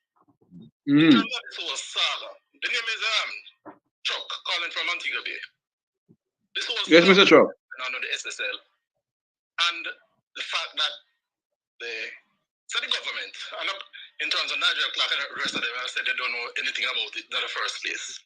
Now it has come out that the government has invested our money in this thing. When did they invest it? Question is, how can we find out when did they invest the money? How much they invested in the first place? How much money, if any, was taken off of it? What has become of that money if they took anything off of it? Very, very good question, Paul. Very good question. Hang up and listen, because enough people are calling. Now just hang up and listen. Very good. This is Conrad responding. Very, very good question. Very, very good question, caller. And I believe that we have put that out there in the public domain, but it's very good to hear you echoing it, and I think that should be answered post haste. When did the government the agencies invest those money and how much? What the balance that we got, is it the official balance or any money was siphoned off that? I believe that should come to the Jamaican people by the latest Tuesday, maybe through the parliament. Okay. Other caller. Hold on. Yes, caller. Yes, Carla. Yeah. I want to say, I'm a Jamaican living abroad, and I would like to know where do we go from here? Because we're in a turning point in our country now, and I think it's a good thing because this has been going on since I was born, and I haven't seen no changes. And I would just like to know where do we go from here, because this is definitely a change. I would like it to be a change for the better. So I'd like someone to answer that for me, please. All right, hang up and listen to the answer. If I may, and in my own little humble way, there is something being done right now with Wil Rattigan, Raising Rattigan, Conrad O'Brien on the New Start 93 FM, Wayne Lonesome on this program. Yours truly, Jeffrey Tavares, on Roots 96.1 FM, and also on the Make We Talk Jeffrey Tavares YouTube channel. The time has come for us in this country, as Jamaicans, to think about this little piece of rock we call home. As I always said, I'm not a member for the political party in this country. I'm not a PNP nor a JLP. I'm a Jamaican, and Jamaica come first for me. And until we come together in this country and think about this country of ours, and don't think about a political party, then Jamaica will not come to Jamaica we want it to be. No. To the question that you asked, if we, the people in this country, demand accountability, and when I say demand accountability, if we demand that the Federal Bureau of Investigation come in,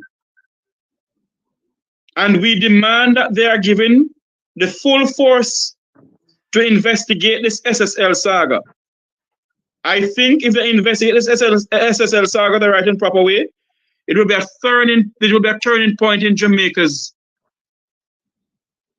It will be a turning point in the sense that we'll find out who is involved and who is involved of the Vumva and the Vumva V.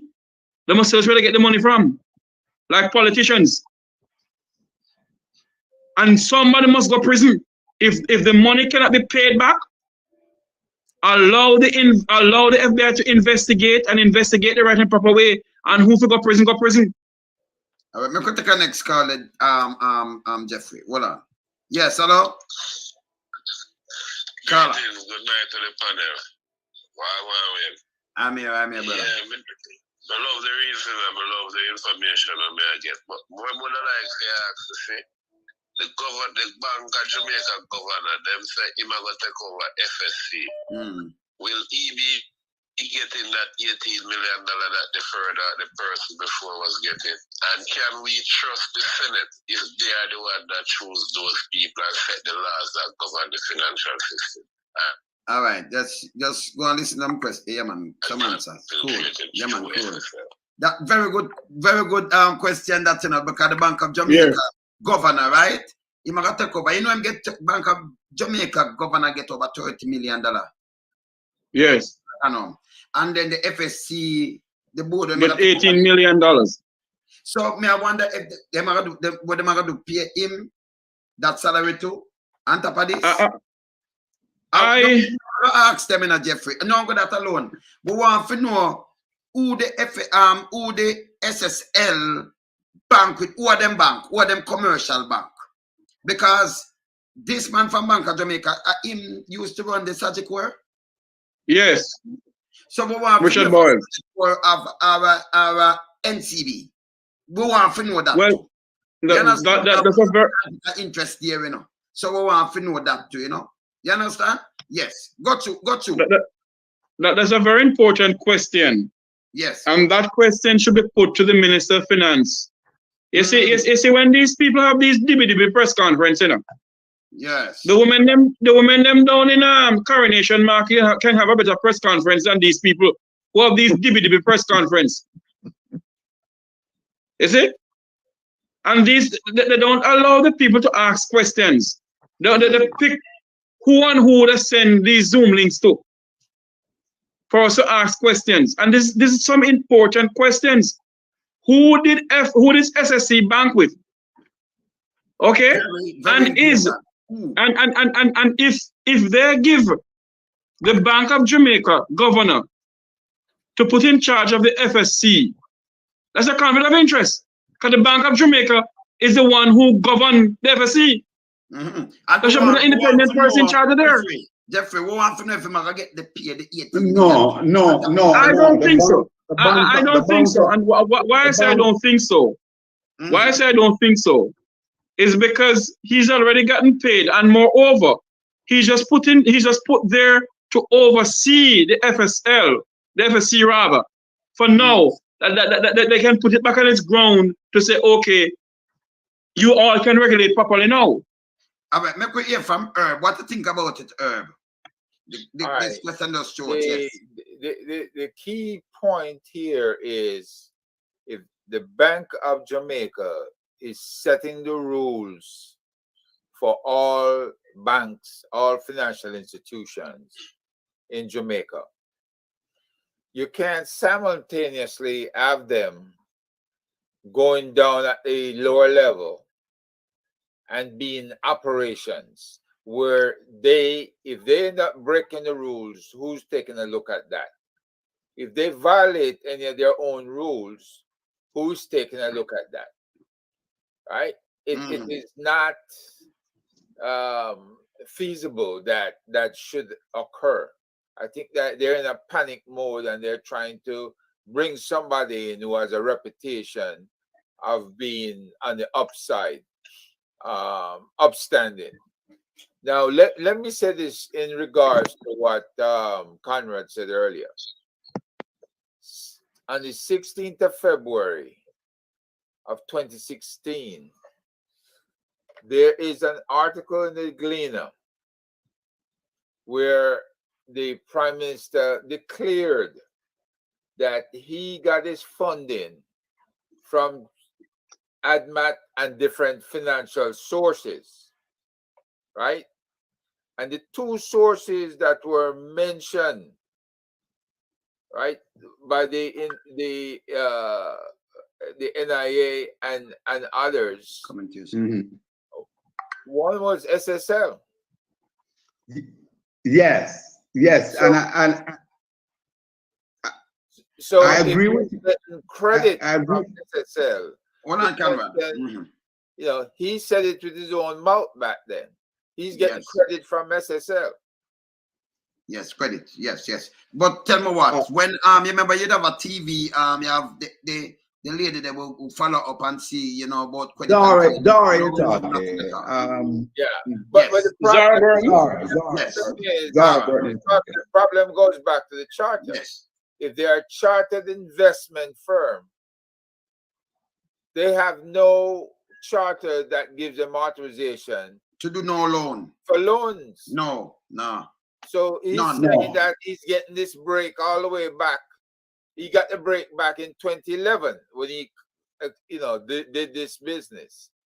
Could be earlier than that, like down to 2007 when he got all this windfall money to do all these wonderful things. Okay. He didn't have All right. money. We have another call on the line because too much people Can I just respond quickly, Wayne? Yes, go To the matter that you're talking about. I am not saying that the Prime Minister did not get monies from the SSL. But what I'm saying is that the document that I has didn't show that he got a loan. However, and I'll leave that alone. But back to the FSC and the BOJ. Yes. Let's just, by way of information here for our listeners and our viewers, we have two regulatory bodies in Jamaica. The FSC and, the FSC and the BOJ as it relates to the financial institution. Yes. The FSC have the regulatory authorities for the commercial bank, or what we describe as a deposit-taking institution, and that's the BOJ. I'm sorry, and the FSC has for the non-banking institution, which are the investment houses, such as SSL, etc., etc. Now, one must also bear in mind that the problem that we're seeing here with this debacle, it's not about persons put their money in stocks and those stocks go berserk in terms of they plummeted to the lowest level. It's as a result of people stealing money. Also, what we're finding out now is because the regulatory body did not act swiftly enough in terms of sending an interim manager like what they do now, or basically close down the institution.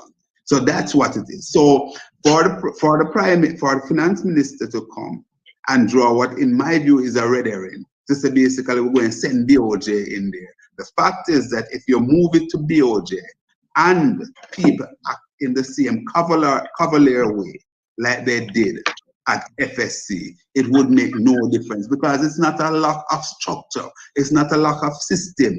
The FSC has the relevant mechanism to deal with it. And here we're getting some more information that they had indeed acted, contrary to what the finance minister said initially, that he had no communique from them. And those are some of the matters that we must hold true and hold persons' feet to. Can we have more caller? Jeffrey, me could take a call and then your answer, right? Hold on. Can we have more caller them line up? Go ahead, caller. All right, good night. This is Sheldon, a regular on the program. I'm glad you guys came out because honestly, I'm a person from the inner city who was once dubbed as a gunman that should be killed by the police. All right? A lot of persons in Jamaica, we don't know how important we are. And that's why you have an election where people have to vote. So I'm glad you came on the show tonight so that everybody can see that we have a choice. And what I want Jamaica to know, and tell me if anybody on the panel disagree with it, I want everybody in Jamaica to know, and the diaspora, I want everybody to know that we, the people, have more power than the FBI, than the police, than the government, than everybody. The power belongs to the people. And Paul Llewellyn dubbed us TV land. Andrew Holness acts as if he's God. And what I want us to do, because I have an effect on what is happening tonight, just by influence. What I want Jamaica to do, we want to show Andrew Holness and the Labour government that we know that we have the power. The diaspora, the remittance is the number one income in Jamaica. Andrew Holness, we know you're the listener, Sheldon talk. We want to boycott Western Union and remittance for a period of time. Not that we want to starve our families, but we want to send a strong message that we are aware that we're the number one income in Jamaica, where we can get a period of 3 months or 2 months where we're not going to send $1 to Jamaica.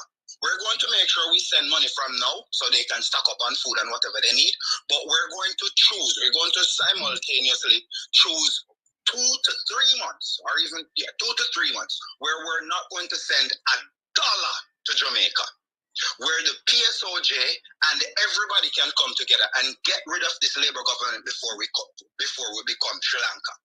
Get rid of all of them. Get rid of all of them. No, it's one government at a time, Jeffrey. Stop the foolishness now. Don't tell me nonsense.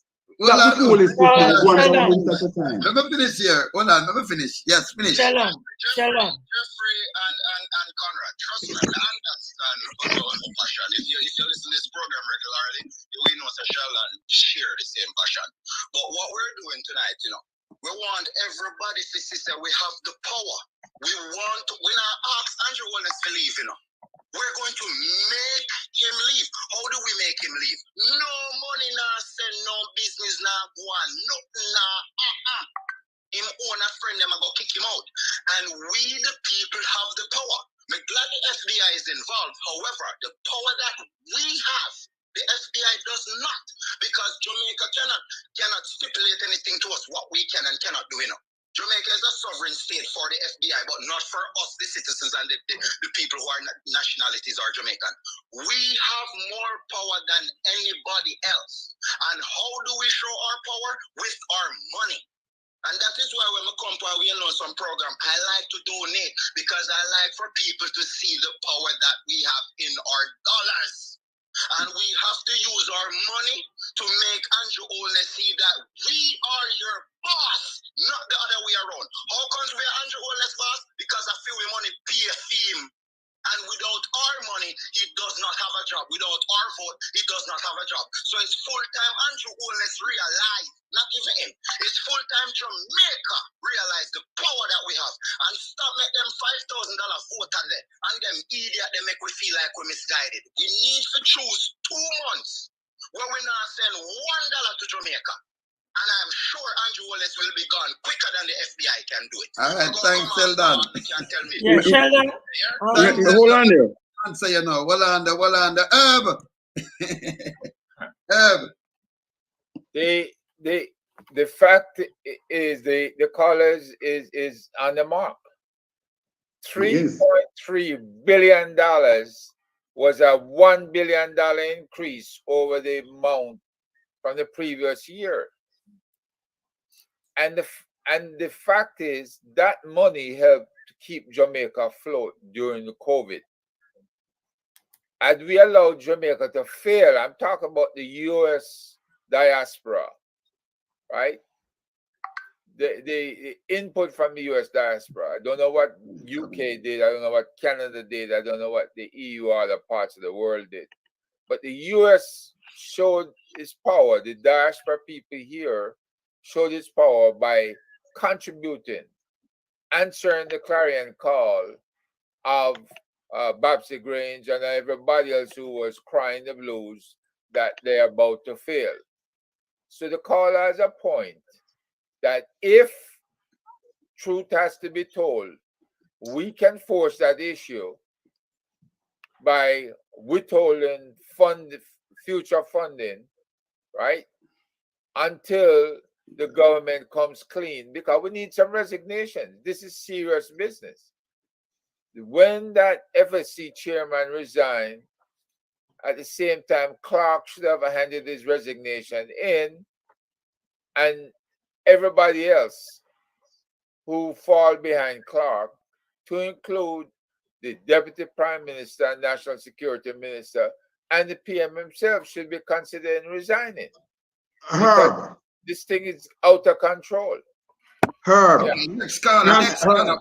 Enough caller, you get more answer. Yeah, let me, before you take a call away, let me just... Oh, Jesus, here we go. Yeah, Soji, talk to me. Yeah, Wil Rattigan said earlier about relinquishing passport, right? All right, former Prime Minister who passed away, Edward Sealo. If him born in Boston, in the United States, and it's not a part of the Commonwealth, how did the government at the time or the people allow this man to become Prime Minister in Jamaica? How was that possible? Good Because, question. Good question. because, may I answer that one?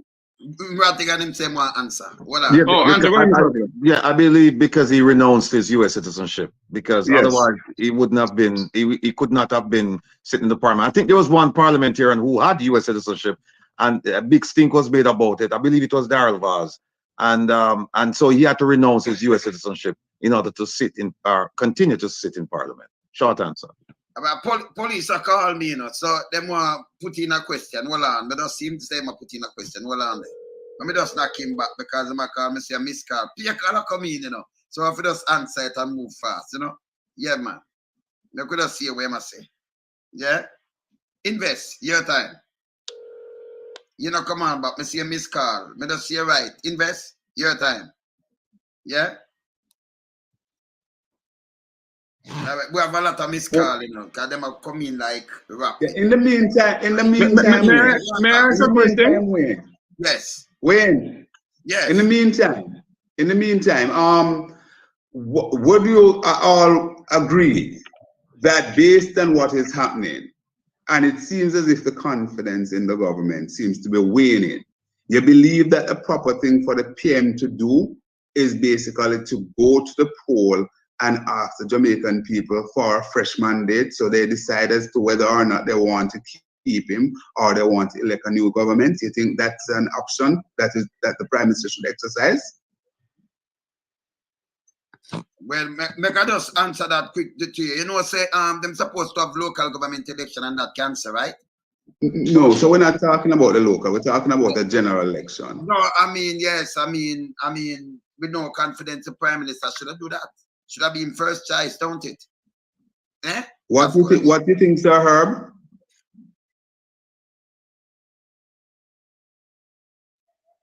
No, unmute your mic, Sir Herb. Unmute the mic. Yeah, when the election, local government election canceled, apparently they run out of money. They had all this money that came in from the slush fund in St. Lucia for the general election in 2020. So let's say they didn't have enough money to do the same thing they did in 2020 elections. So you have to then assume they couldn't carry through with the local elections. they would have come up short. Because about this time, there's so much mistrust of the governing party that they would really and truly need another $20 million to control the elections of the future. And I'm not talking about Jamaican dollars, I'm talking about US. What? The question is where they're going to get it from. You just talk about 3 billion Jamaican, 3.8 billion, you know.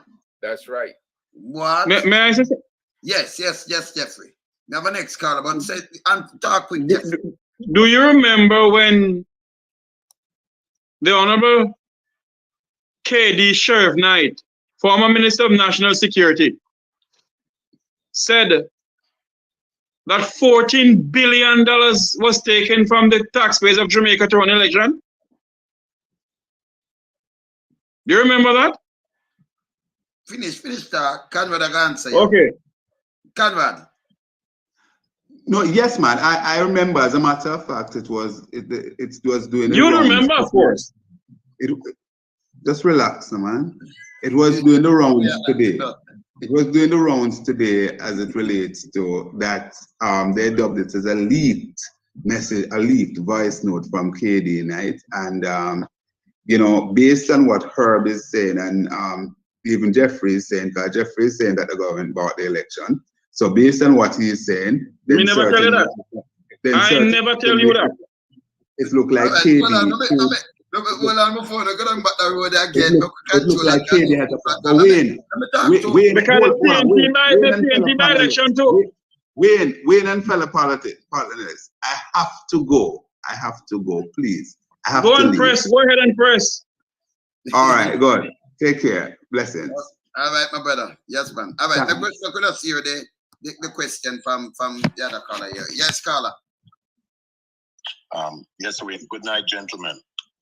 Good night. Are you hearing me, Wayne? Yes, man. We're here clear. Yeah. I can understand and see the passion of Mr. O'Brien and you know, Jeffrey. I understand, but Mr. Rattigan, what I just want to throw at you quickly, because I'm here tuned in. I want to know, Mr. Rattigan, and the members of the panel, if you might have answered this question. Why did the government, because I did intel, I was underground, did a lot of undercover work during my years, my tenure working in Jamaica. Why is it that the government totally abolished, killed, destroyed, obliterated every possible word they can think of? Intel gathering, as in communities of high volatile crime, as in individuals that are corrupt in the country, because I know personally, Trevor Monroe, I personally did a work on him, followed him to his residence in detail when he was leader of the WPJ. Yet they gave him power to run as integrity commissioner. Why, gentlemen, to get these positions and do the things that they did? Conrad, I know you're passionate. Jeffrey, I know you're passionate. But you on the panel should know exactly what I'm talking about. Why has died completely in Jamaica? Why are no undercover work being done in Jamaica? Gentlemen, just explain that to me, because I speak to Wayne a lot. Just put your input, and that's all I have to ask you. Thank you very much. All right, cool. Yes, who wants to take that? Wilfred Rattigan? The simple answer, the big C. The big C. The big C. No, let me just say this, that the topic tonight is good governance, right? And it's a broad topic. It covers everything. And we're just scratching the surface. Because we focus on just one scandal. But there are many scandals. We haven't touched the scandals in Ministry of Education, Ministry of National Security, Ministry of Health. We haven't talked about those yet. But let me just... The people, Rattigan, them begging to know next week because you have to come back. So we have to... we'll come back. All right, good. But let me just say this. Let me just say this for the listeners, that I consider myself a patriot, and I don't care about politics, and I don't care about party. The way I see it is this: whoever sits in that chair as Prime Minister of Jamaica, regardless of the party, it is our duty to support him, because he's the Prime Minister, or she's the Prime Minister of the entire country of Jamaica, not for the JLP or for the PNP. And what we have to do, once the elections are over, we can have our differences and we can have our own leanings. But once the elections are over, we have to come together and support that person, because when that person is successful, Jamaica will be successful.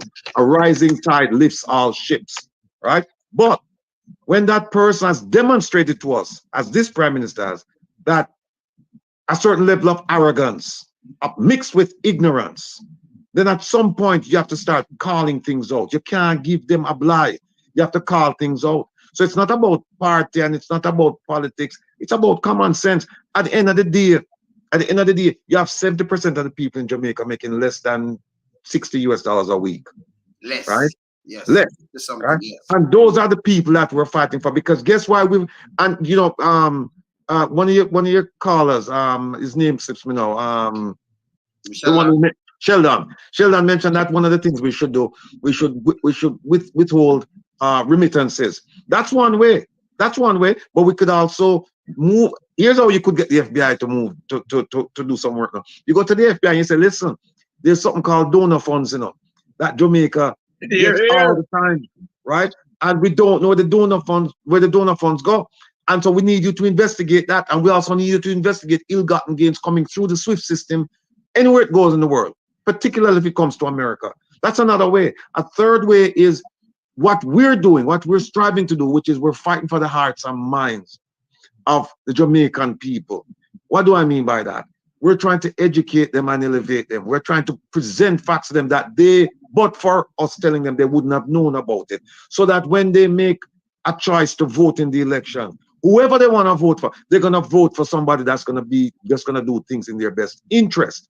They're not going to take the $5,000 and the 2-piece rotten chicken and the little T-shirt and the baseball cap, because that can only take care of you and your family for what, 2 days, 3 days, depending on how many people you have in your family. Meanwhile, you have given that politician the right to go to parliament for the next 4 years. Actually, it's 5, but they'll call election before the 5th year. In fact, I was told by a very, very influential person in Jamaica that they had some labor dispute, some labor discussions, and the Honorable Nigel Clark got up in that meeting and said that he was elected to rule. Now, if that's true, that's think about that statement, people. Think about that. And when you think about that, think about your vote. When you take that 5,000, you're thinking about just today, but your vote is actually a vote for the future. That's what you're voting for. And if you think $5,000 is your future, then good luck. So the third part of what we're doing is to educate the people, because this is the first time in my memory that you have so many people with so much information releasing so much to the Jamaican public to say, look, this is what's going on, that is what's going on, and you inform them and you enlighten them. And only the real diehards would walk away from the facts that we're presenting and not think carefully about what they're going to be doing. When another caller asked and said, where do we go from here? This is why we're here, to go from where we are to there. Good. And we're educating the people. And I'm happy to hear when that they're saying that they want us back, because you know me, right? I can't turn down an invitation like this at no time. You call me, I'm at your beck and call. Anyone on the panel, because we're passionate about Jamaica. We want to see changes in Jamaica.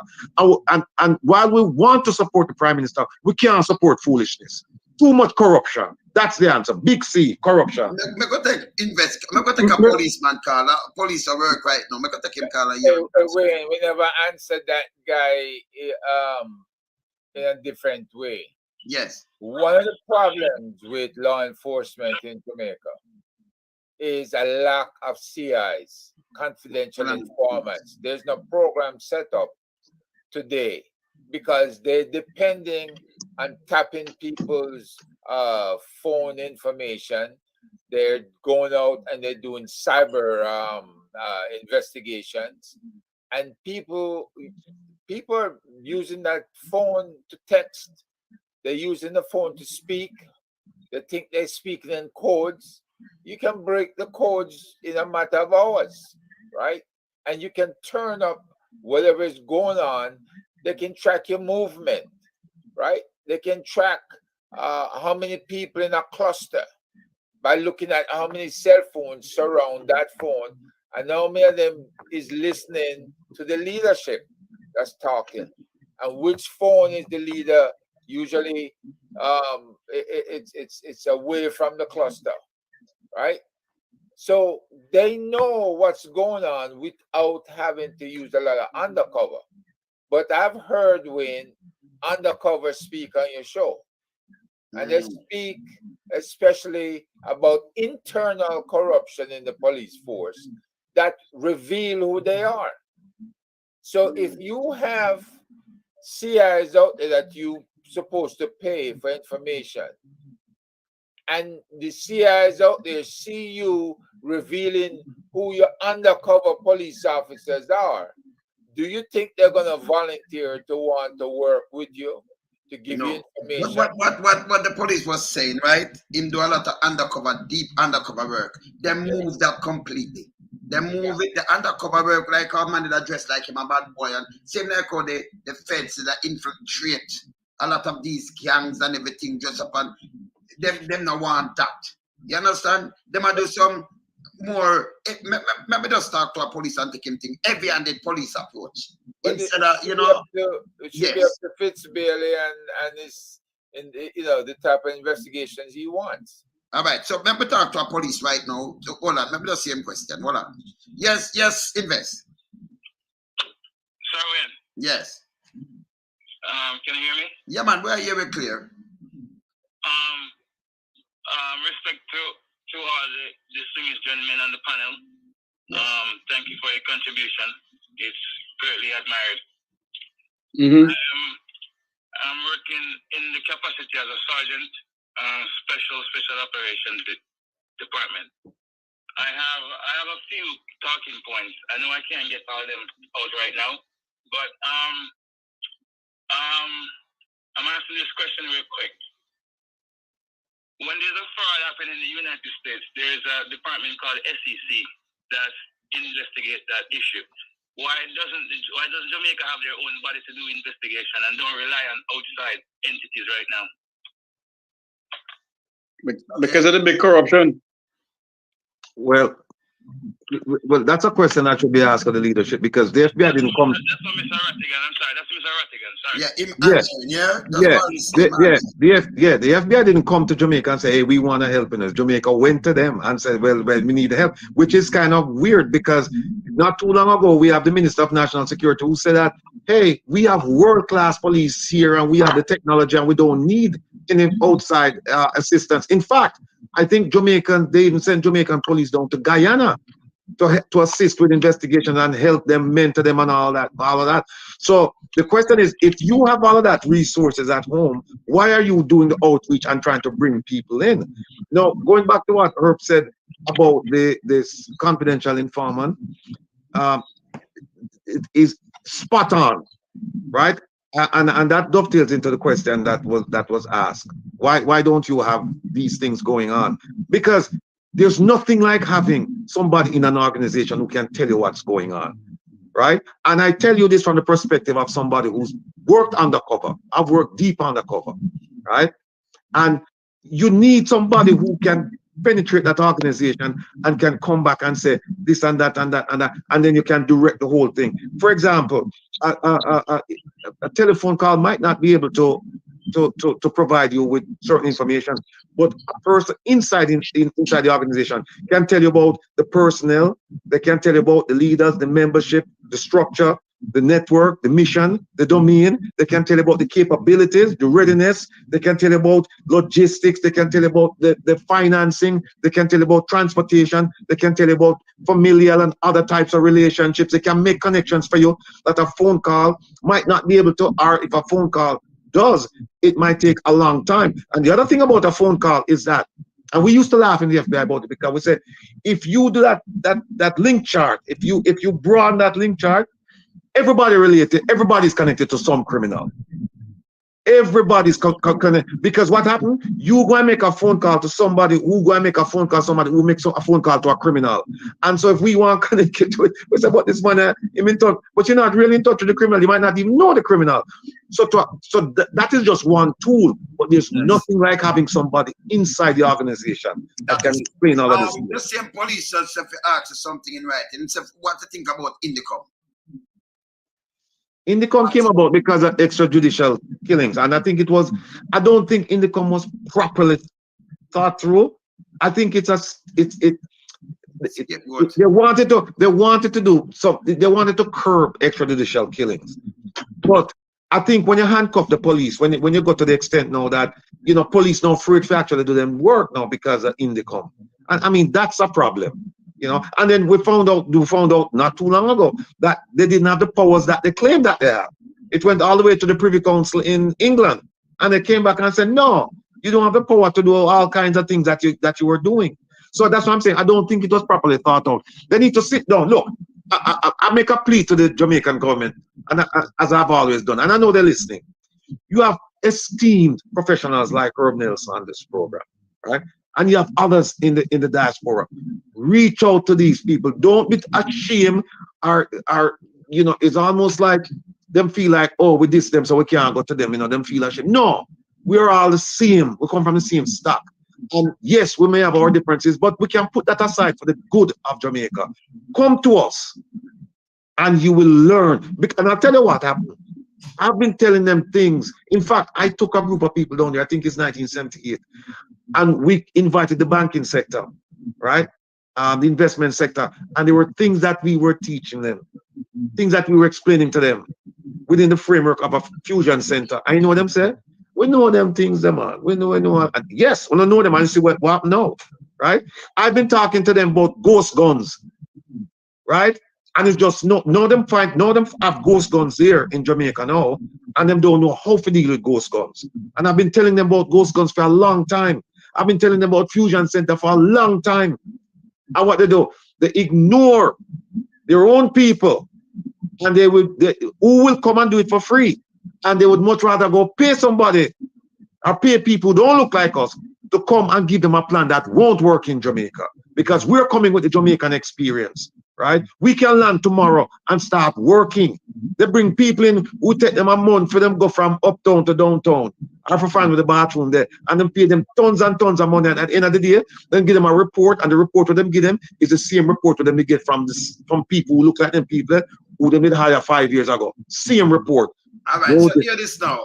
We have like 3 more minutes because 2.5 hours. So 3 more minutes. But hear this. Them ask why is it the police, Jamaica, them don't appoint police by merit instead of political affiliation. Let me just quickly say one quick thing, and then Jeffrey. I've been told that the police commissioner has the power to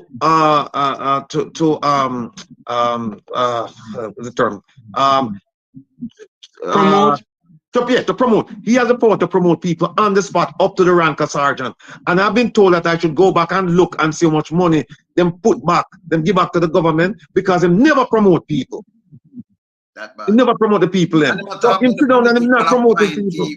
Commissioners. Instead of you have an organization and you run up the scale by merit.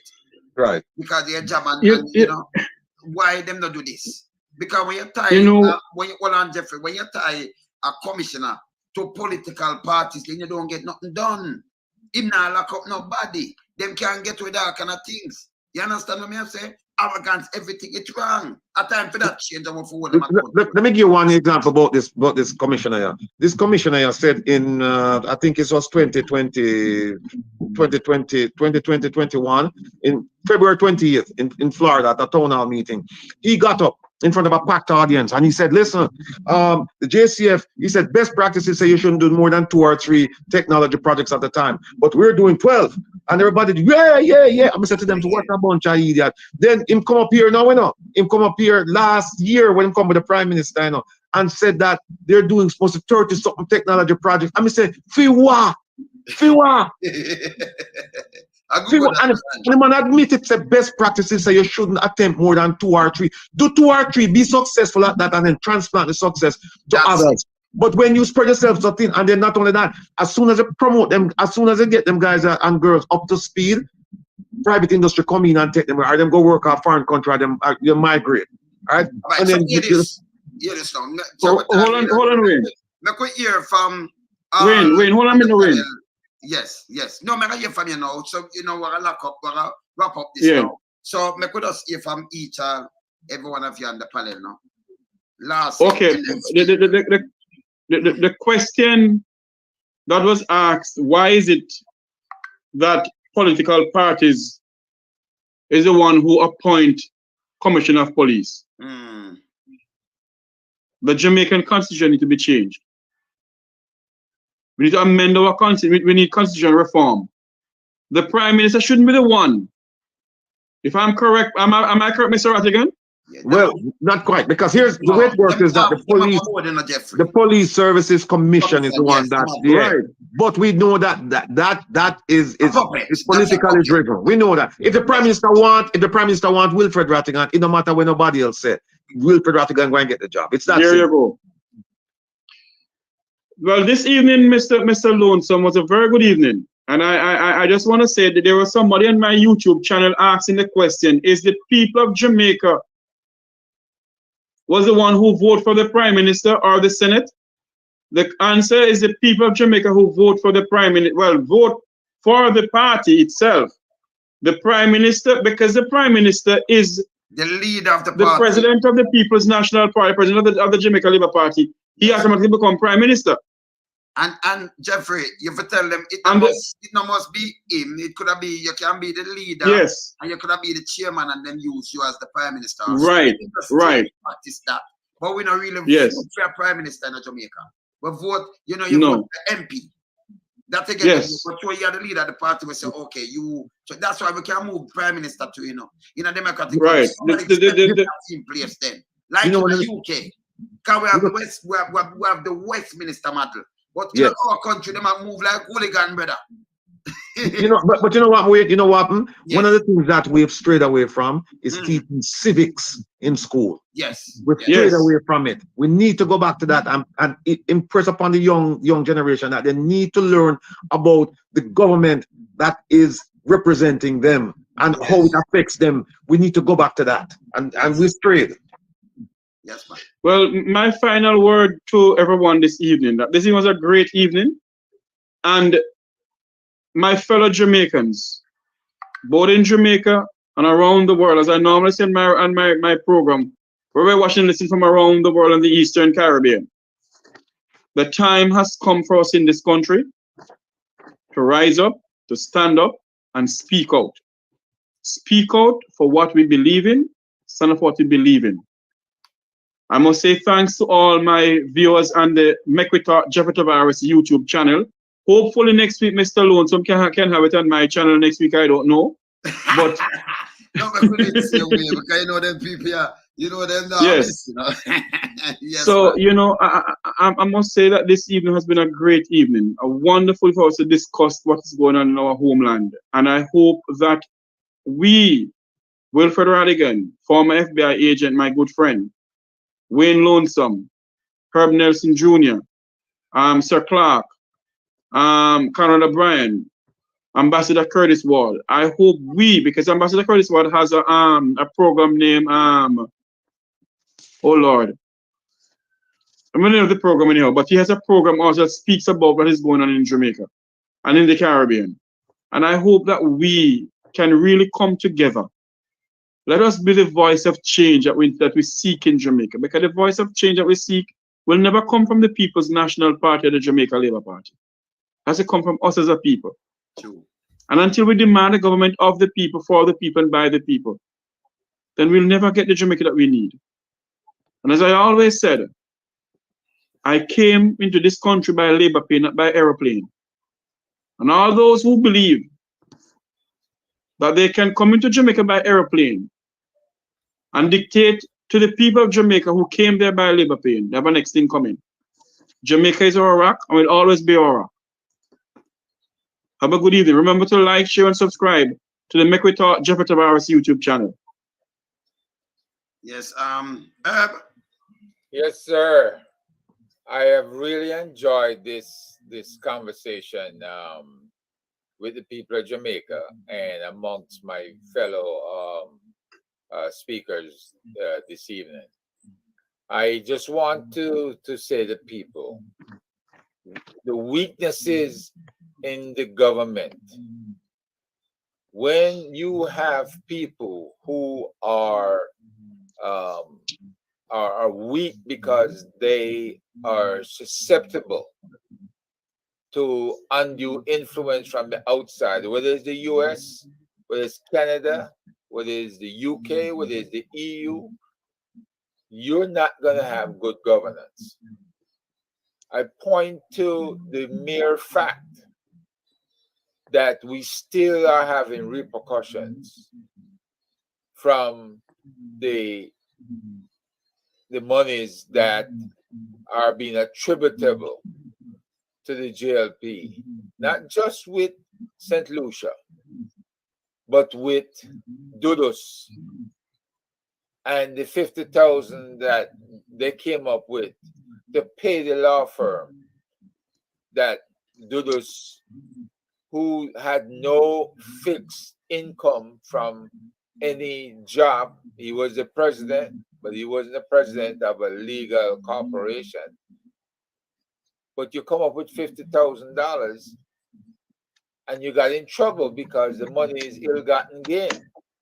Nobody was thinking. And I submit to you, since then, nobody has been thinking straight because they keep coming up now with the SSL, and where they have admitted in the past that they got money financing from the SSL.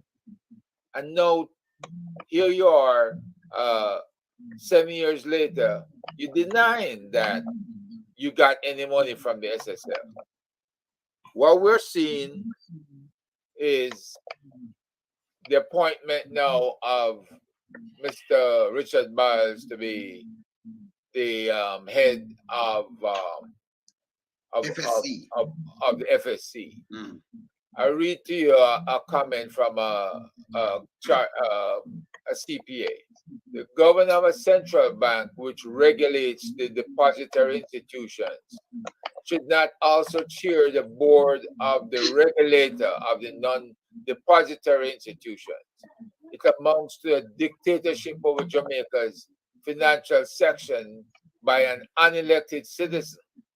This move by the government smacks of a knee-jerk reaction to a scandal which could have prevented, but for the role played by cronyism and the appointments of incompetent people to head the FSC after our good friend, Attorney Mitchell, left the job and had pointed to problems back in 2017. You have incompetence on the part of the Ministry of Finance, not just the minister, because he has a team. And that team has failed to perform. They all should be fired. The Prime Minister, we know he's not going to resign, but it's time to reshuffle people in this key ministry. Move folks out. It's time to get yourself a national security advisor. Suggested before, you're moving up another woman to that position because women are mothers and they think about the people of Jamaica as their children. You made a brilliant move with the head of the army, the armed forces, I should say. Well, make another move and bring a woman in as national security advisor. You got one that needs promotion out at customs. You can always put somebody else out there and get that job done quite easily. We have to make positive moves and stop talking about bringing in the FBI because we know that's a bluff. The FBI is down in Haiti investigating the killing of the Haitian president.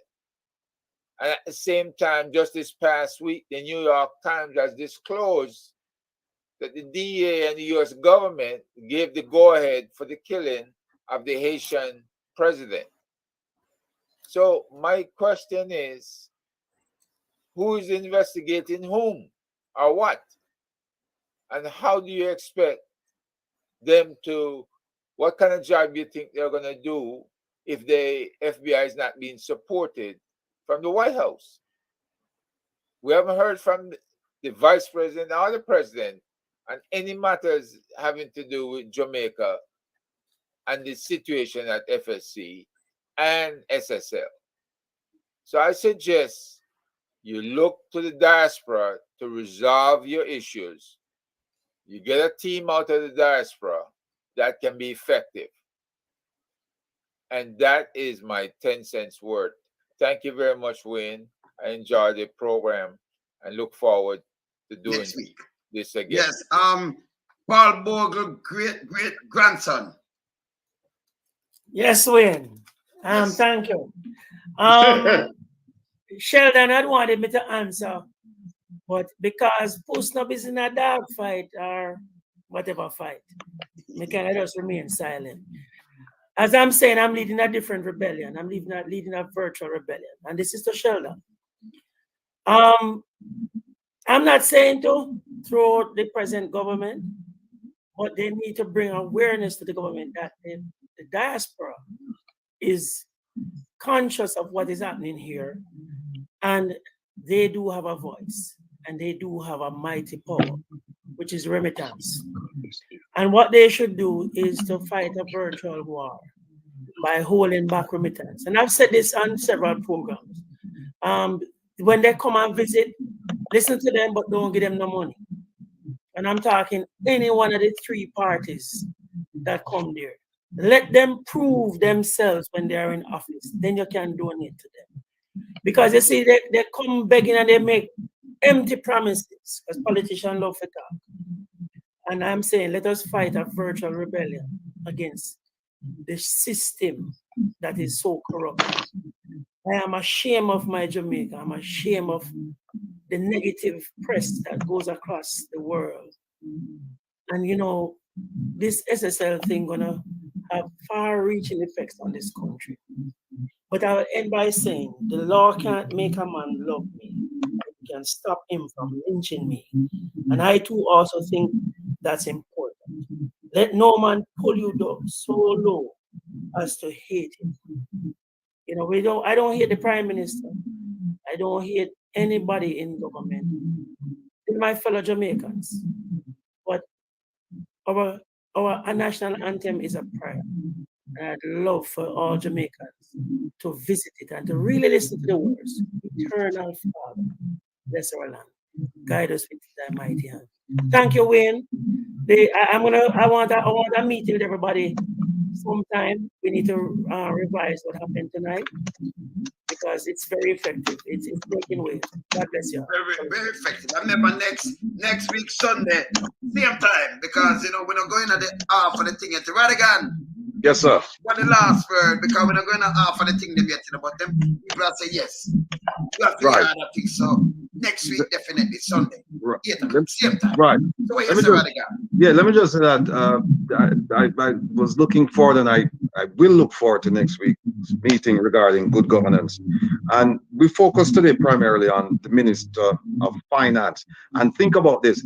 He was described as one of the best performing ministers. We haven't touched on the Minister of National Security, where we have a medical doctor by the name of Dr. Chang, who is one of the worst. We haven't touched on Ministry of Education, Favor Williams, who is she's lost. She's completely lost. In fact, they should put her in the back of the classroom with her dumb scap on. She's lost. She's beyond redemption. She has done not. In fact, she's harmed the education system in Jamaica.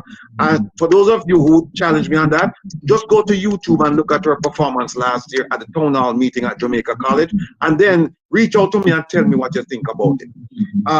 Minister of Health, Dr. Tufton, the marketing genius, who allowed nurses to leave Jamaica.